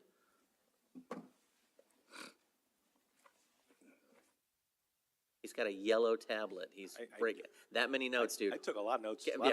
Bring it down. We need one or two. No. I'd like to recap the entire meeting we just had. That's alphabetically. So I just want to congratulate the Lewisville Fire Department for beating Arlington PD in the 20th annual Battle of the Badge over the weekend. That was a fantastic event. Always lots of fun. Our own PD department did great as well. Good showing. The Lewisville Fire Department did fantastic. Thank you for that. Maybe next year. You didn't do a half bad job emceeing the thing either, you and your brother. So that was a lot of fun. That was fun, absolutely. I haven't been invited back yet, so we'll see what happens. You got a year. Work on my material. Councilmember Green? Nothing to report, although I am disappointed that Patrick did not do the Zumba class. Very. Good to know. Something to aspire to, Some donations possibly. to serve Lewisville would have got me right up there. So, next year. There you go. Councilmember Jones? So apologies for being late. I have a class for the next few weeks now that'll have me on Mondays from 2 to 5:15, so I'll be running a little late now. If any of our Lewisville police see me moving a little fast, give me some grace. Neighborhood Grants Workshop is tomorrow. Lewisville Neighborhood Services invites residents to learn about home repair, resources, and grants. It'll be in the classroom 1 of the Lewisville Grand Theater at 100 North Charles Street. That's all I have. Thank you. Councilmember Cade? I have all kinds of stuff to say, but it's late. I just want to say thank you to the staff. What a week. I mean, I have been with most of y'all at different times this past week, and it's been just awesome. We have the greatest team ever. And to PD, maybe next year. But I will say that Assistant Chief Warrow really looked awesome in his outfit. And I have the address if anybody wants to order it now. Thank you, Chief, for that. Good to know. I know. You know, we had some awesome swag to wear from PD. So, be good to have some from the fire department too. But anyway, so that is just how it goes. Go see our animals at the animal shelter. And they need some good forever homes. And I think that our next meeting, we have exciting, exciting news that's going to be coming from Parks. Good job. That's all I got to say. Thank you. Yes, Mayor, some library activities for the week. I know you know this first one probably reads a little bit differently, but it does say Star Wars Reads Day for families with children of all ages. Saturday, October 14th, 2 to 4 p.m., Bennett Children Ring, no registration required. Second one, barbecue class with Righteous Barbecue for adults, Wednesday, October 18th, 6 to 7:30, Crawford Meeting Room, registration preferred. Spooky Teen Night at the library for teens aged 13 to 18, Friday, October 20th, 6:30 to 9. Registration is required. And that's all I've got. Thank you, sir. Councilmember Troyer? Yes, Mayor. A number of activities and things going on at the Lewisville Grand Theater. First of all, on October 20th, the Acoustic Fridays Songwriter Challenge presented by the Visual Art League of Lewisville. And I don't know what the word is for the challenge, but it's always interesting. What was it? Wolves, that's right. Okay, thank you. So the Songwriter Challenge, every song has to refer to wolves. So then on October 28th, the Rocky Horror Picture Show film screening presented by the City of Lewisville. The Music Man presented by Christine Youth Theater of DFW on November 3rd through the 5th and 10th through the 9th through the 12th with two performances on both the 4th and the 11th. As always, acoustic jam sessions on Friday evenings presented by the Visual Art League of Lewisville. That goes from 6 to 9. Some activities going on. We've already, Councilmember Jones already mentioned the grant workshop, which will be presented by the City of Lewisville on the 17th. Garden Secrets class, Ask a Master Gardener Roundtable presented by Keep Lewisville Beautiful on October 19th. And then there are two exhibitions, Chaos and Order presented by the Visual Art League of Lewisville now through October 21st, and Off the Wall presented by the Visual Art League of Lewisville now through November 4th. And that is all I have. Thank you, sir. City Attorney? City Secretary? Mr. Lukey? Mayor, I have an announcement about a very important upcoming event associated with the Business 121 Corridor Plan as part of our public engagement process. The Planning Department staff is hosting a town hall associated with the plan. It will be held next Monday, October the 23rd, from 3:30 p.m. to 7:30 p.m. at the Next Steps Center, located at the corner of Business 121 and Bel Air. Lewisville Police Department's neighborhood resource officers will be grilling hot dogs, and the Parks and Recreation Department will have Play Lewisville on Wheels for the children that are in attendance. We encourage all property owners, business owners, and residents near the corridor to come and provide input and and to receive an update on the different issues associated with the plan and any other interested individuals. So we're expecting a really good turnout. We have distributed literally thousands of these little pamphlets and made in-person visits to all of the businesses and all of the multifamily developments along the corridor, and all the schools have also passed out these reminders. So we're expecting a really good crowd and a lot of really good feedback. That's very exciting. Glad to hear it. Yes, sir. Ms. Samples? Yeah, so in partnership with Lewisville Area Chamber of Commerce, we have the Workforce Development Summit that's happening this Wednesday, October 18th, from 9 to 1:30 at the Next Step Center. It will be two panels discussing local workforce challenges, best practices, and innovative solutions, and it is free of charge. Yeah. Show up. It should be a good group. Mr. Selman? Nothing? Okay. Rochelle? I just have the lake report, so we are at 75.7% full at 516.58 feet. Nothing? All the way through? Chief? Mayor, we'll be hosting the members of the Chin community on October 28th from 5 to 7 at the Thrive Center. It'll be a town hall type setting focusing on teen violence and drug abuse, and I will get you guys a flyer on that. Thank you, sir. City manager? No, sir.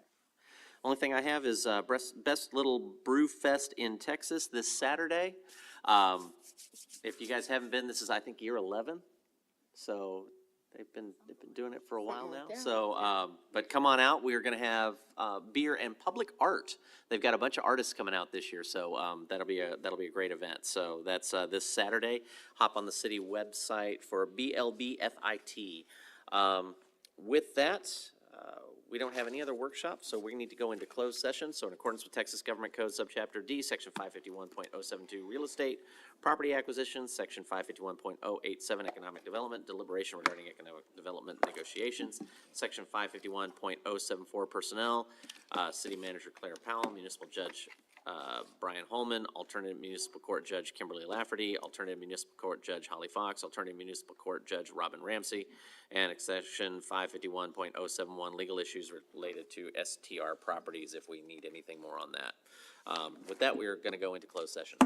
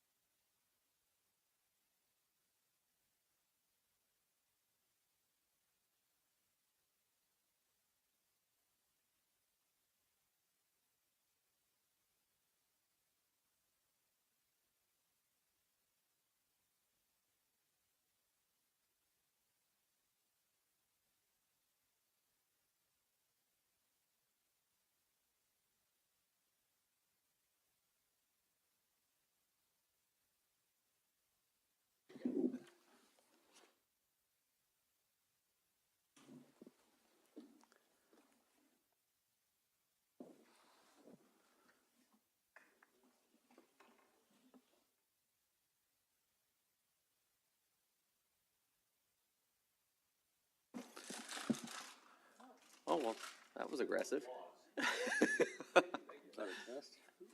All right, we're going to come back into regular session. Council, is there any action to be taken? Yes, Mayor, I move one, to amend the city manager's contract so that beginning October 1, 2023, she shall, at the beginning of each fiscal year, notify the Director of Human Resources in writing of the amount of her total compensation to be contributed to her City of Lewisville Supplemental Retirement 401A plan, and that said amount be divided by 26 pay periods and contributed on each paycheck throughout the year. And two, authorize the mayor to execute said amendment. Second. I have a motion and a second. Council, please vote. Aye. Aye. Motion passes unanimously. Council, we have additional action? Yes, I do, Mayor. I like to move that we adjust Judge Holman's compensation by adding 3% to his total compensation. All right, we've got that. I've got a motion and a second. Any discussion? All those in favor signify by saying aye. Aye. Motion passes unanimously. As there's no further action to be taken on tonight's agenda, we are adjourned, and it is, what, 10:44?